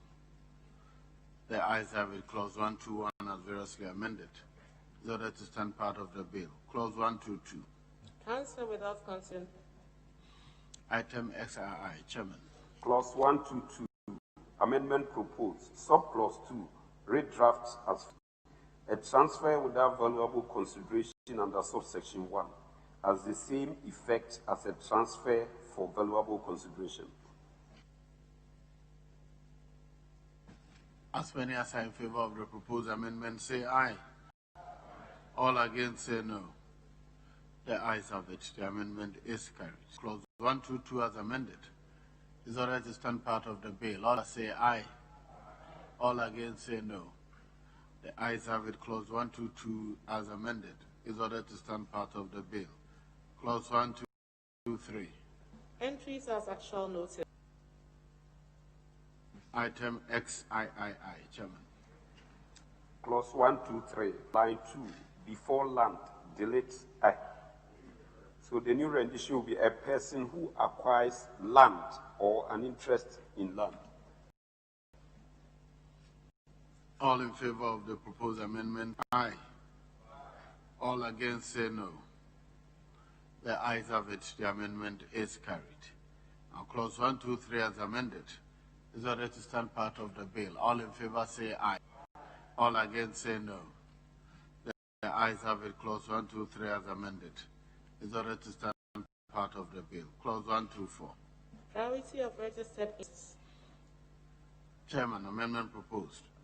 XIV. Clause 124, subclause 3, read drafts as follows. An instrument that is sent by post and addressed to the land registrar in the registration district, the land specified in the instrument is situated, and that is received on any day during the hours of business shall be deemed to have been presented at the time the instrument was received.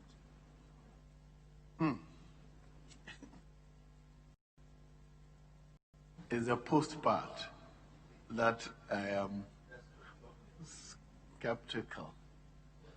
Is that Well, we still want to maintain that, because I recall when we're doing the Companies Act, there's an issue about posts.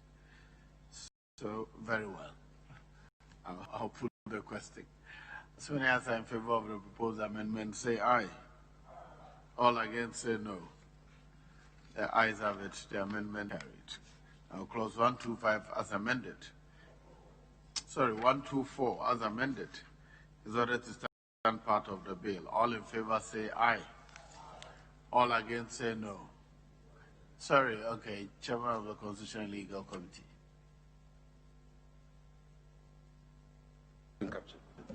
Very well. Clause 124 as amended. Yes. Mr. Speaker, there's no advertised amendment in respect of 1243. Oh, I see. Very well. Mr. Speaker, but before you put the question, the 124 sub 3, the effect that an instrument sent by post addressed to the land registration district where the land comprised in the instrument is situated and received on any day during the hours of business shall be deemed to have been presented at the time it was received. And my small issue with this is that we know that apart from the use of postage, we have other means of delivering mails. Because it appears that we are being expressed here by stating that if the instrument is delivered by post, I humbly suggest that we look at other means of delivering documents to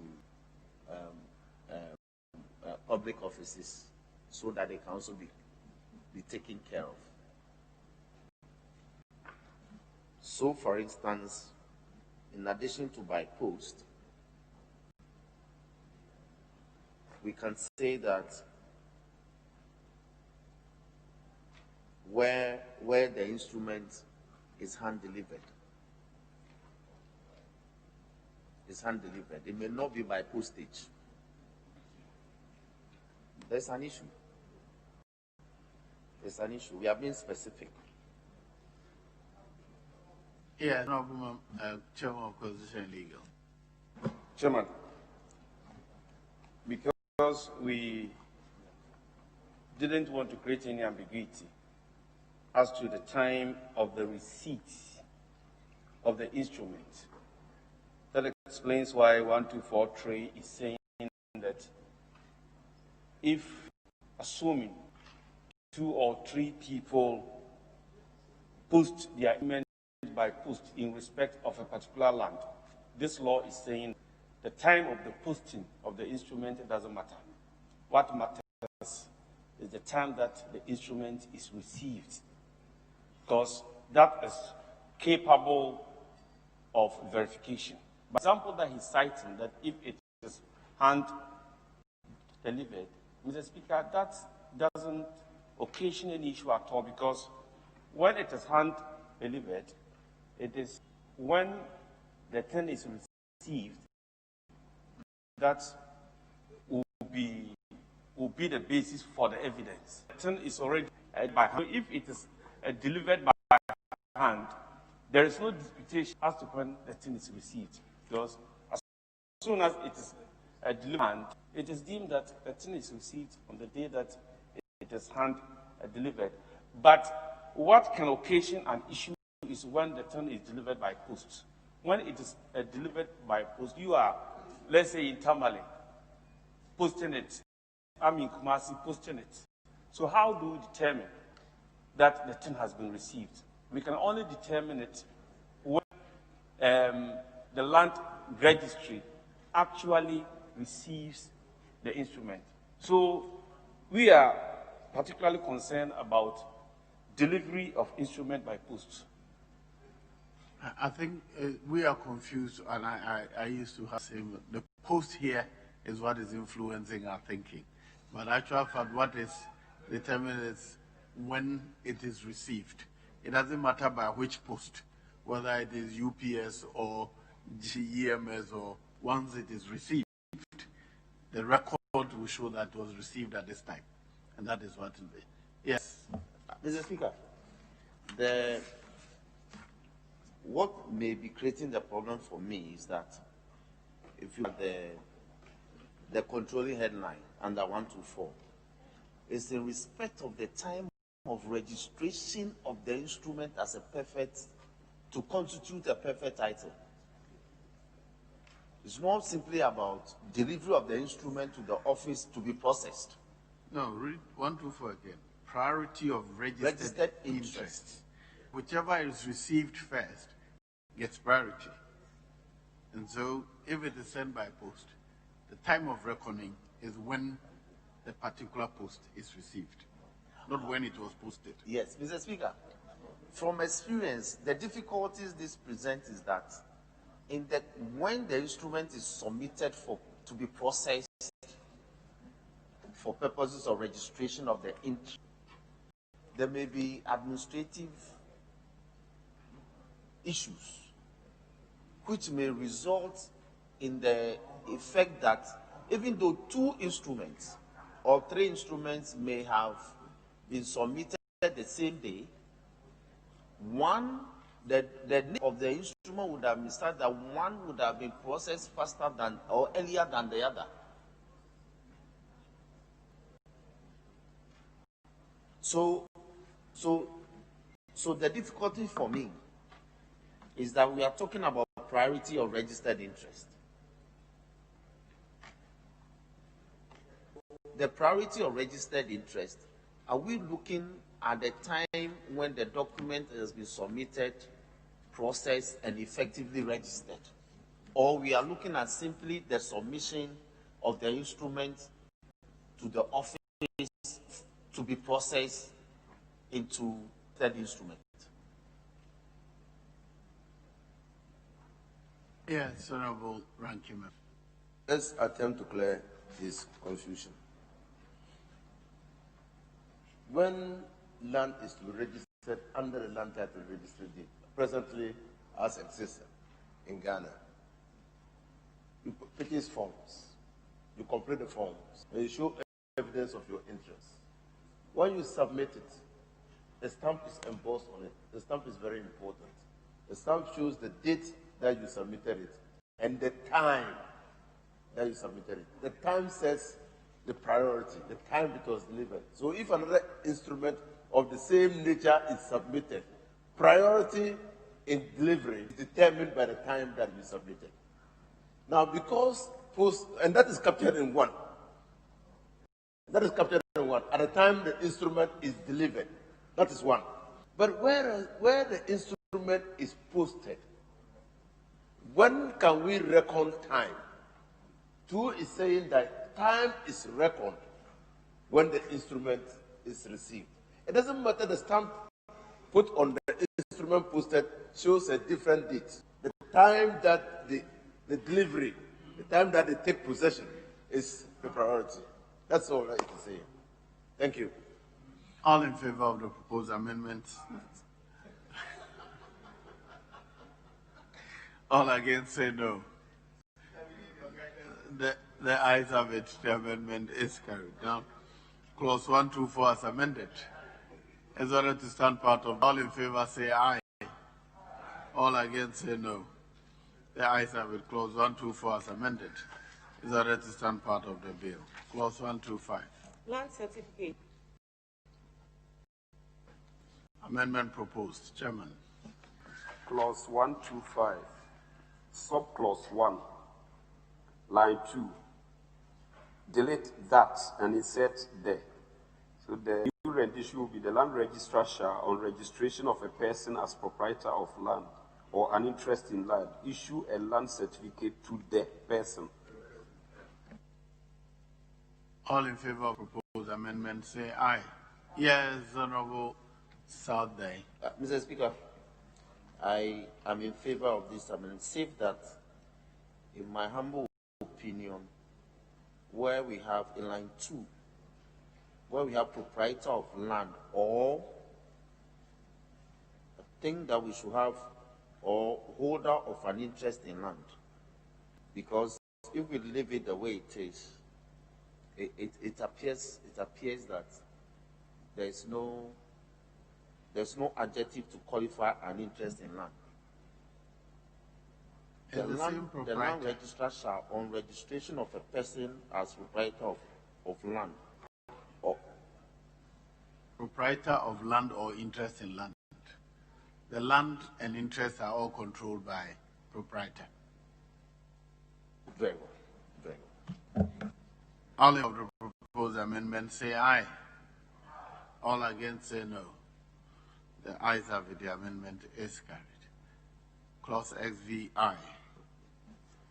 Clause 125, subclause 2, line 3. Delete and insert the certificate.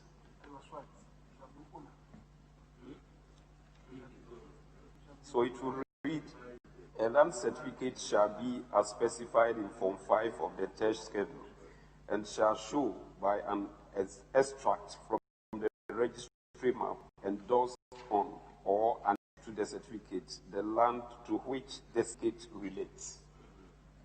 All in favor of the amendment say aye. All against say no. The ayes have it. The amendment is carried. Item XVI. Chairman. Clause 125, subclause 4, line 1. Delete when and insert where. So read where 2 or more persons are registered. All in favor of the proposed amendment say aye. All against say no. The ayes have it. The amendment is carried. Item XVI. Chairman. Clause 125, subclause 5. Read drafts as follows.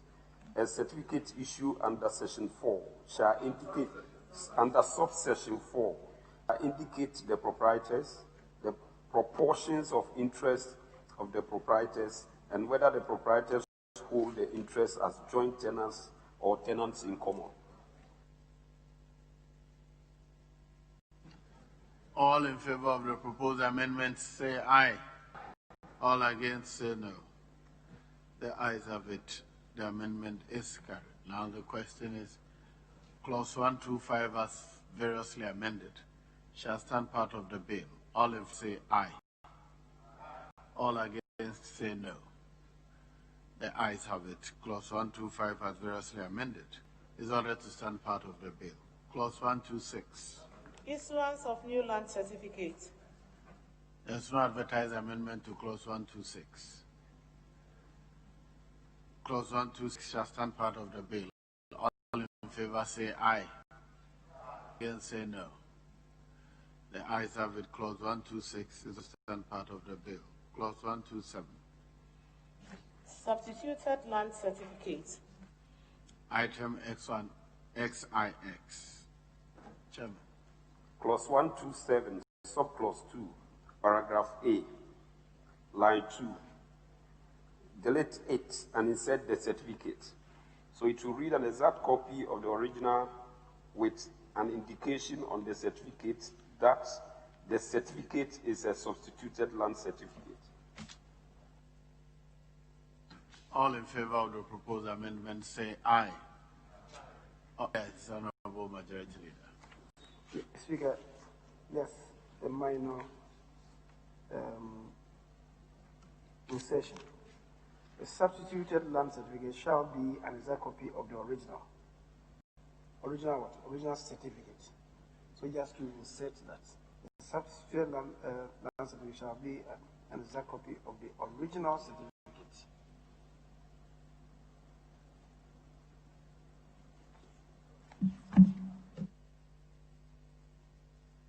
Yes. Mr. Speaker, I agree with leader in his proposed amendment, save that where an original certificate is to be substituted, sometimes it may be, the substitution may be pursuant to a court judgment, which could lead to some variations in the original. So I suggest that in adding the original, we should also add or a variation of the original.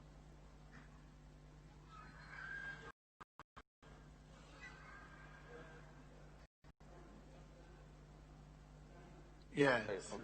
Yes, it will come later. Variation will come later. But this is where the certificate is lost or damaged and is being substituted. So what was the proposed, the amendment the leader proposed? Yes, the leader is right, because when you look at clause 6, they have used the correct expression, original certificate. And so he says that in line, in clause 2, subparagraph A, line 1, after original, insert certificate. So it reads, a substitute certificate shall be an exact copy of the original certificate, with an indication on the certificate that the certificate is the substituted certificate. Okay, but I was putting the question on the advertised amendment. Yes, The advertised amendment was on 2A, delete it, line 2. And this one is on 2A, line 1. Line 1. Very well. So I'll put the two together. So, subclause 2A as amended. All in favor of the proposed amendment say aye. All against say no. The ayes have it. The amendment is carried. Now, item XX, Chairman. Clause 127, subclause 5, line 3. Delete it and insert the certificate. So the last line will be the date of issue and the circumstances under which the certificate was issued. All in favor of the proposal say aye. All against say no. The ayes have it. Amendment is carried. Item X. Yes, Ranking Member. Speaker, we skipped clause 3, line 2. Delete comprised. Specified. We skipped it. Clause 3, 1273, line 2. Comprised, to delete and specify. But we don't come back. So it will read, application for a substituted land certificate may be made by the proprietor of interest in land specified in that certificate. Okay. All in favor of the proposed amendment say aye. All against say no. The ayes have it. The amendment is item XXI. Clause 127, add the following new subclause. A proprietor who obtains a substituted land certificate shall have to the land registrar the original certificate if found or recovered. All of the proposed amendments say aye. All against say no. The ayes have it. The amendment is carried. Now the question is clause 127 as variously amended. Well, yes, I'll go to that. But there's also 127.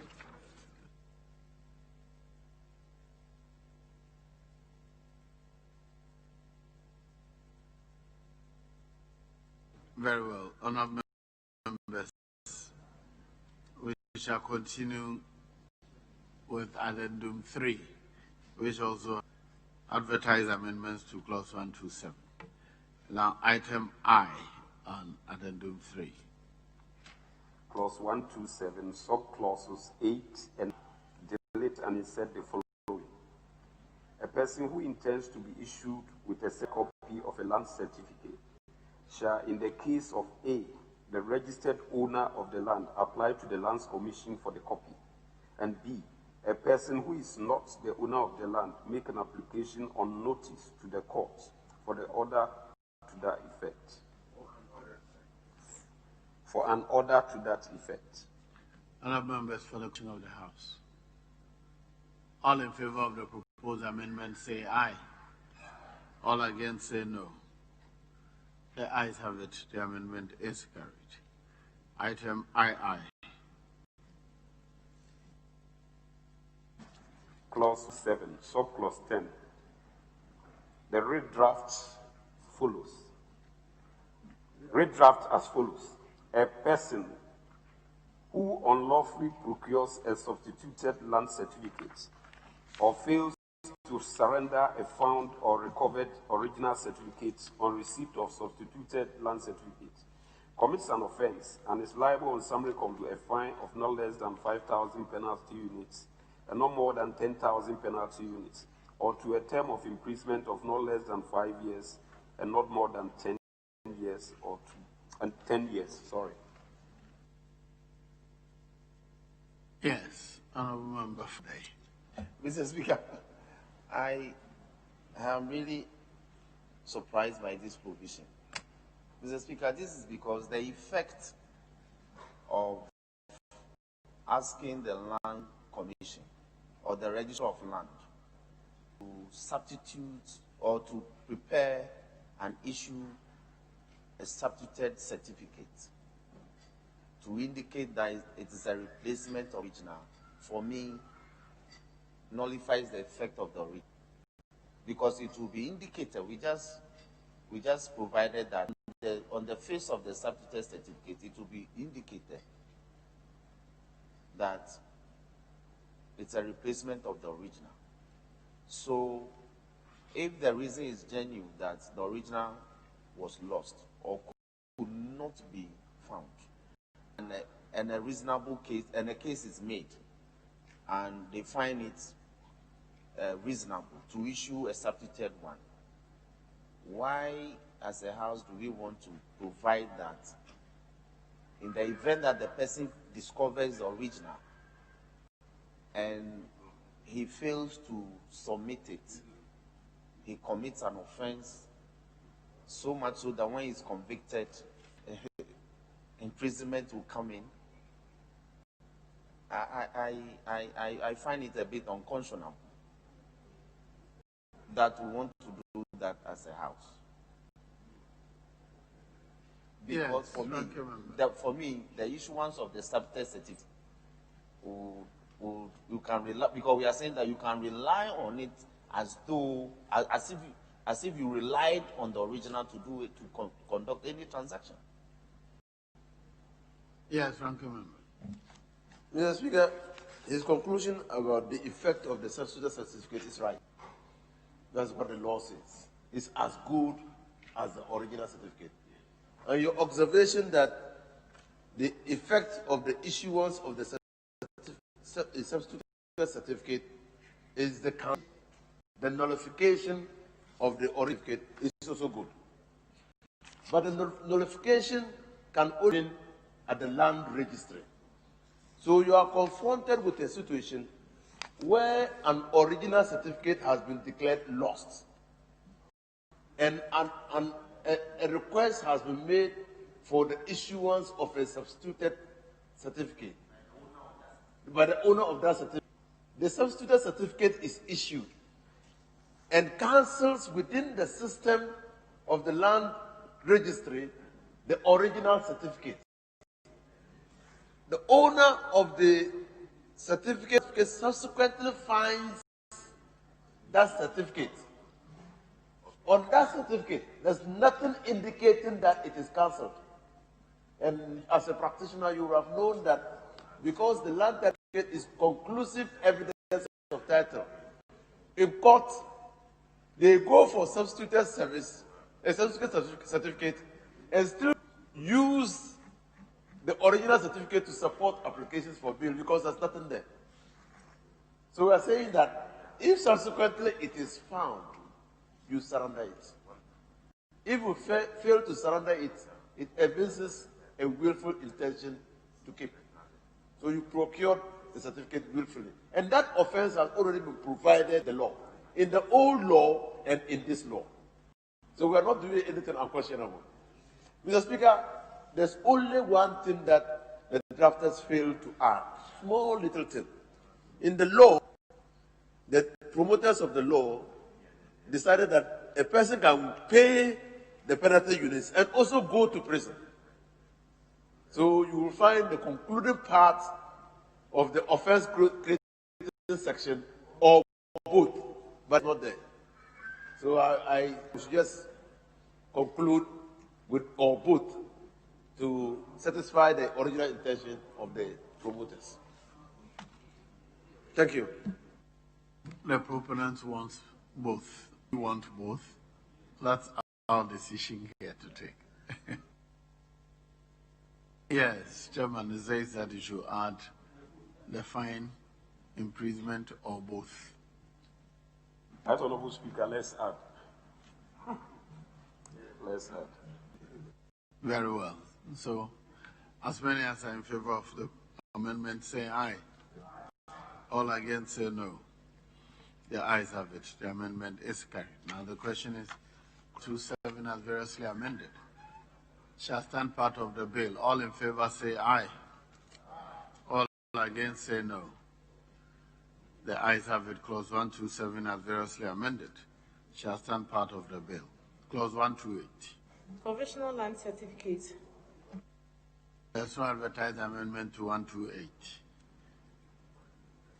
Clause 128 shall stand part of the bill. All in favor say aye. All against say no. The ayes have it. Clause 128 as amended. Sorry, Clause 128 is ordered to stand part of the bill. Clause 129. Production of land certificates. Amendment proposed. Chairman. Clause 129, subclause 1, paragraph C. Clause 129, subclause 1, opening phrase, line 3. After shall, add surrender the certificate to the land registrar. So the new rendition will be the proprietor of land or the holder of an interest in land in relation to which there is land certificate or a provisional land certificate shall surrender the certificate to the land registrar.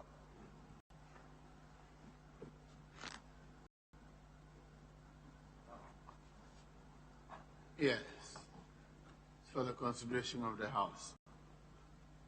All in favor of the proposed amendment say aye.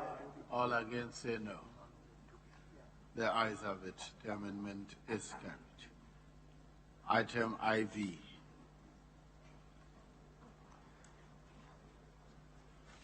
Clause 29, subclause 1, paragraph C.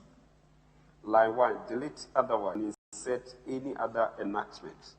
So it will read, where under this act or any other enactment, a notice of an interest in land.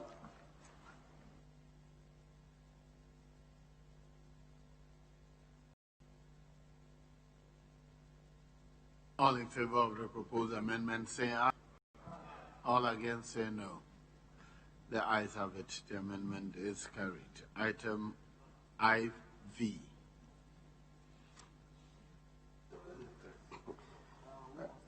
Right, Honorable Speaker, V, we'll have to cancel V and move to VI. Sorry, wait. No. Okay. Right, Honorable Speaker, we are not moving V. Very well. We are not moving item V, so we'll move to item VI. Yes. No. All right. VI is 130. All right. So I'll put a question on clause 129. The question is clause 129 as variously amended.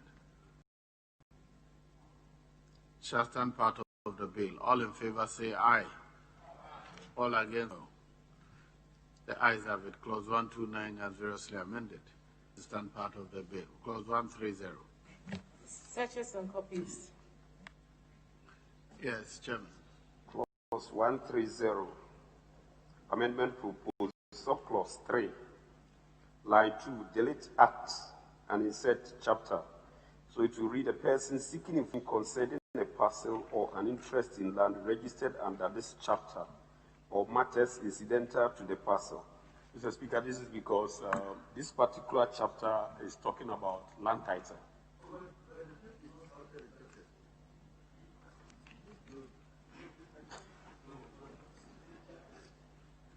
Yes.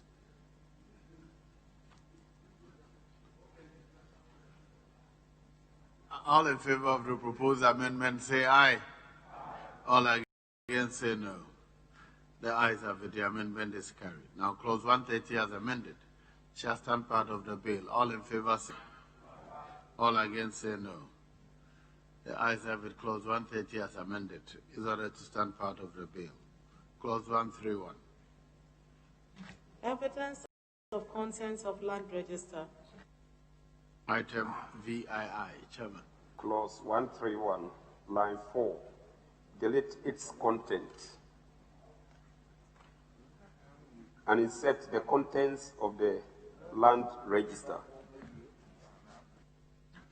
All in favor of the proposed amendment? Yes, Chairman of Constitution and Legal.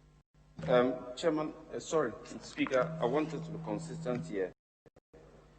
In the head notes, is in the plural contents. So I want to just say. Kindly let's finish putting the question on this one. Or what you're saying relates to the.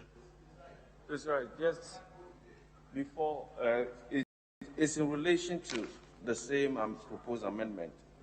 Content in the proposed amendment is in the singular, but I want us to capture it in the plural by adding S to the content to be contents. In the advertised amendment. Rightly so, Mr. Speaker. Very well, very well. Very well.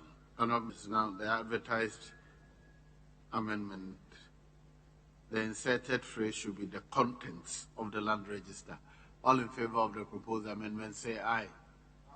All against say no. The ayes have it. The amendment is carried. Now, clause 131 as amended is ordered to shall stand part of the bill. All in favor say aye. All against say no. The ayes have it. Clause 131 as amended is ordered to stand part of the bill. Clause 132. Disposition of registered land and registered interest in land. Amendment proposed. Chairman. Clause 132.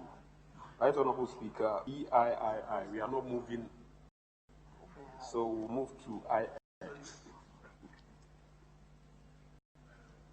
Very well. Item X. So clause 132, subclause 2, line 2. Delete the person and insert a person. And in line 3, delete disposer was and insert disposition is. And further in line 4, delete had and insert has. So the new rendition will be the validity of an instrument disposing of land or an interest in land is not affected by the death of a person by or on whose behalf the disposition is made, and the instrument may be presented for registration as if the death has not occurred. All in favor of the proposed amendment say aye. Aye. All against say no. The ayes have it. The amendment is carried. Now, clause 132 as amended shall stand part of the bill. All in favor say aye. Aye. All against say no. The ayes have it. Clause 132 as amended is ordered to stand part of the bill. Clause 13. Time limit for registration of instruments. Item X, Chairman. Clause 133, subclause 2. Delete that and insert the. So the second line will be then 3 months after the date of the execution, the person shall pay an additional fee. All in favor of the proposed amendment say aye. Aye. All against say no. Yes, the honorable member for South Day. Mr. Speaker, thank you very much. Mr. Speaker, as we are going through the process of enacting this law, the land title registration centers in the county are just about 10. Now, by this provision, we are saying that in the event that an area is declared a land title registration or a center is allotted to an area to be declared as a land title registration center, within 1 year, persons who are already holders of in land should take steps to register, else they pay a penalty. Mr. Speaker, the declaration is an administrative process, and notices may not get to people who are in the hinterland, who may not be immediately in close proximity to, for instance, if it's my district capital, perfect. The notices, the information that the capital has been made a land title register center may not be known to them. So I think the 1 year is too short, because we are saying if you don't comply within a year, there's a penalty. That is. I come from a rural area, and some of these things, I think.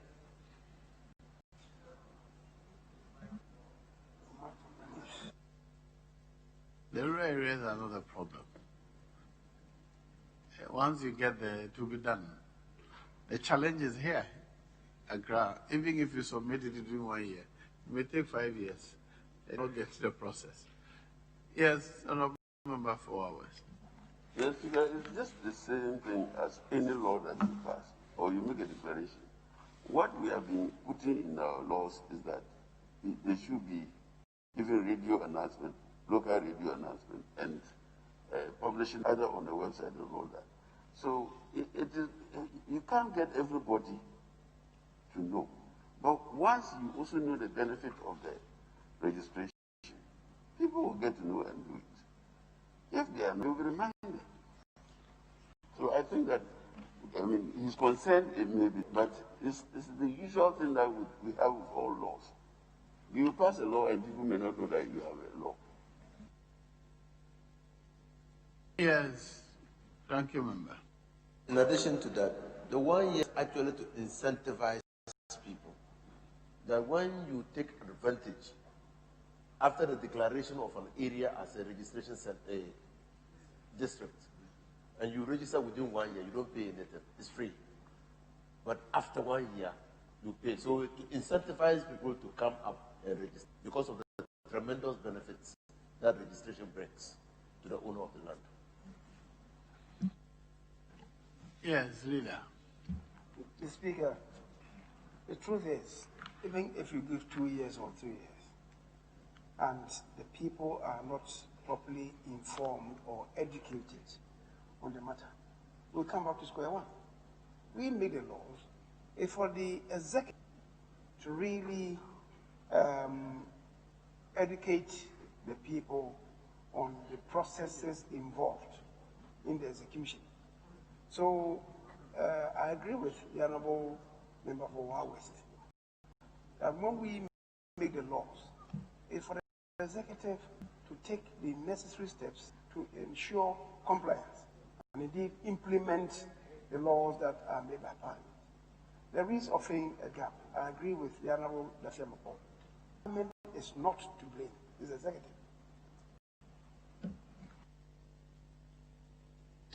Yes, Honorable. Mr. Speaker, I agree that it is the duty of the executive to ensure implementation and compliance of the law. But we know the difficulties they go through. And given the fact that aside from the all very urban areas, the vast majority of landowners or persons who hold interest in land are in the outliers. That is why, in my mind's eye, I think if we say 2 years instead of 1 year, I am not saying we should take it out completely. I'm only looking at the enlargement of time, so that 2 years should be reasonable enough for people who are already holders of interest in land to take steps to acquire perfect title as soon as their areas are declared as title registration centers. As soon as it go to 2 years for you. Mr. Speaker. Mr. Speaker, that's my humble.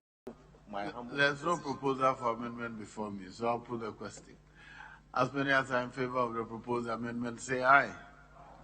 All against, say no. The ayes have it. The amendment is carried. Now the question is, Clause 133 as amended shall stand part of the bill. All in favor, say aye. All against, say no. The ayes have it. Clause 133 as amended is ordered to stand part of the bill. Clause 134. Part to compel registration. Item X. Chairman. Clause 134, subclause 1, line 1. Till it is satisfied and insert determines, and in line till it may and insert shall. So it will read the land registrar determines that a person has willfully failed to register land or an interest in land registrable under this act. The land registrar shall by notice in writing order that person to present the instrument for registration. All in favor of the amendment, say aye. All against, say no. The ayes have it. The amendment is carried. I don't know. I agree with this proposition, but why don't we start with that? As soon as the area is declared, all known land owners or title or interest holders should just serve them notice. Now this area has been declared, so come and do it. In that case, when a person fails, then if he's liable to a penalty, he is. But you wait for the time to expire before you write to the person. Clause 134 as amended shall stand part of the bill. All in favor say aye. All against say no.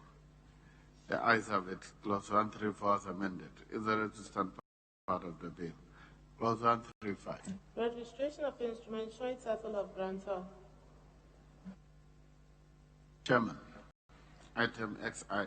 Clause 135, line 1.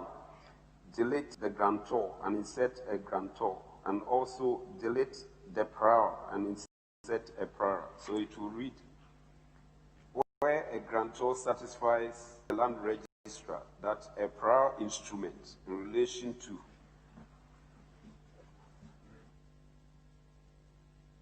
all in favor of the proposed amendment say aye. All against say no. The ayes have it. Clause 135. Sorry, the amendment is carried. Now clause 135 as amended shall stand part of the bill. All in favor say aye. All against say no. The ayes have it. Clause 135 as amended is ordered to stop the bill. Clause 136. Stay of registration. Amendment proposed. Chairman. Clause 136, subclause 1, closing phrase after paragraph B. Line 1, delete comprised and insert specified. So the closing phrase will read, the registration of an instrument affecting the land specified in or affected by the... Yes. All in favor of the proposed amendment say aye. All against say no. The ayes have it. The amendment is carried. Now clause 136 as amended shall stand part of the bill. All in favor say aye. All against say no. The ayes have it. Clause 136 as amended is ordered to stand part of the bill. Clause 137. Registration to be actuators. Yes, Chairman. Clause 137, amendment proposed, subclause 1, at beginning, insert unless otherwise provided in an enactment, and delete same at the end of line 4. So it will read, unless otherwise provided in an enactment, the registration of an instrument under the land title registration provision of this act constitutes actual notice of the instrument and of the fact of registration to all persons, and for all persons as from the date of registration. All in favor of the proposed amendment say aye. All against say no. The ayes have it. The amendment is carried. Now the question is clause 137 as amended. Shall stand part of the bill. All in favor say aye. All against say no. The ayes have it. Clause 137 as amended is ordered to stand part of the bill. Clause 138. Register of registered interests. Amendment proposed. Chairman. Clause 138, paragraph C, line 3, before agreement, insert restrictive. So the last line will read, which benefits from the easement, profits, or restrictive agreement. Yes, Honorable Majority Leader. Mr. Speaker, there is a minor amendment after that. I think it wasn't captured. That is 138. And that is vest in the same person, and the interest shall not merge. It's an insertion of and between person and the interest. Which E?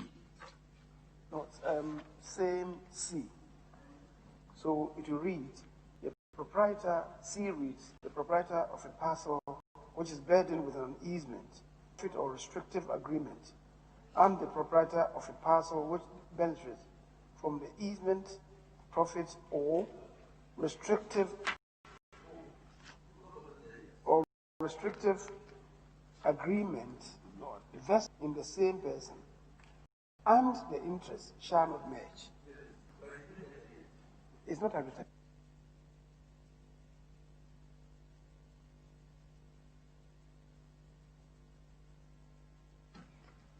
Yes, I hear people talking across the aisle, but I don't. Yes, Honorable Member for hours. Indeed, the chairman should have added that a bit because we corrected and added end instead of the comma. So it should have been advertised completely. It has not been done, but that is what the leader has. No end. No. Why at that time you were not in the meeting? I remember very well. Leader said that we should make it end instead of the comma. And that's what was not advertised. So what are you saying? Oh,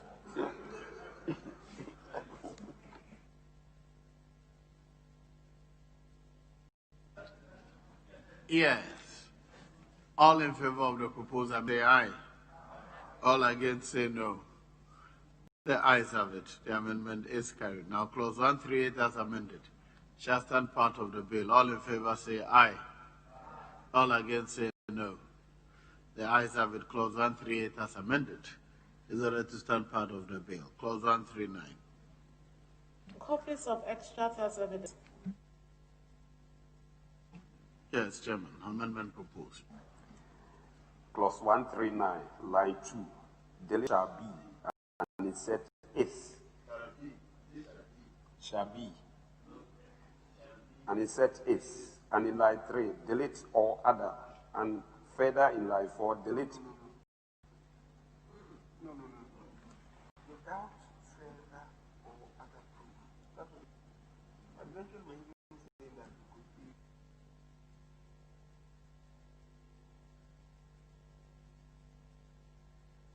Yes, Honorable West. Mr. Speaker, we did not change the forgery to forgery. We say we will maintain that. Number two, the other thing that is moving, rather it was, instead of under, we said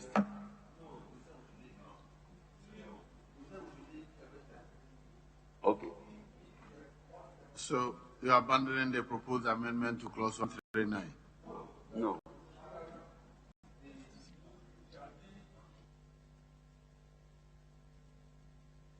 Shall be is deleted and is inserted, and we leave the address as it is. Very well. All in favor of the proposed amendment say aye.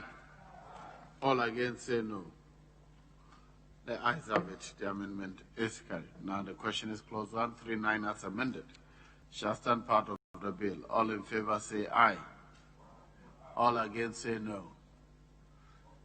The ayes have it. Clause 139 as amended is ordered to stand part of the bill. Now, there are no advertised amendments to clause 140 up to 163. Yes. We did 140, 141. We are now going to go to 142. But there are no advertised amendments on 140 and 141. Very well. So, all in favor of clause 140 being a part of the bill, say aye. All against, say no. The ayes have it. Clause 140 is ordered to stand part of the bill. There's no advertised amendment to clause 141. Yes, Honorable Mr. Speaker, we note 1415 and agreed to change in line 2 tenants to insert proprietor, so that you read proprietor in common. Mr. Speaker, sitting here, I've just noticed something, and I'll beg of us to stand 141 down for further consultation when we retreat. But what is the problem? Mr. Speaker. Tenant in common is a technical word. Yes. So what do you want to change and instead proprietor in common? Mr. Speaker, it was because in that part we have been dealing with proprietors in common. And we're not too sure where the tenant in common was coming from. But now we have seen it. That's why I'm saying that I'm pleading that we go and further consider it. So we'll not deal with 141. So let's end at we'll leave 140. it here. Very well. That brings us to the end of consideration of the Land Bill 2019-40.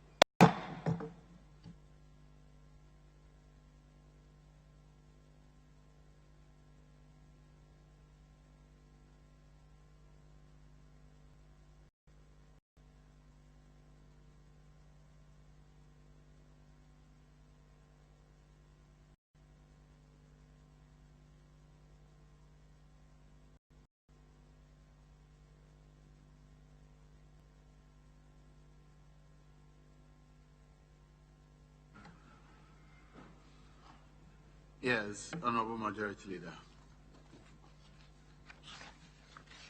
Mr. Speaker, I believe we can take an adjournment now and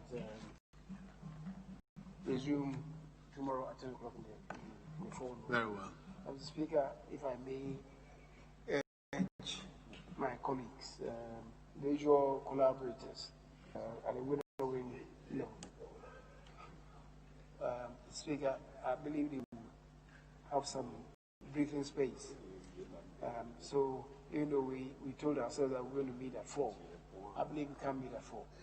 So if we could grant ourselves some space and meet at 4:30, and see where we can push ourselves to. Mr. Speaker, I believe if we apply ourselves strictly to this, we should be able to get to anywhere between 190 and 200. I'm talking about the winner to enable us act with some considerable haste tomorrow when we come to view the Constitution. Mr. Speaker, they did a fantastic job this morning. From Akosombo, members were able to get to my office around 7:30. And let me show appreciation. Let me show appreciation to my colleagues. You may show appreciation in another form. No worry, you don't have to advertise it. Thank you very much.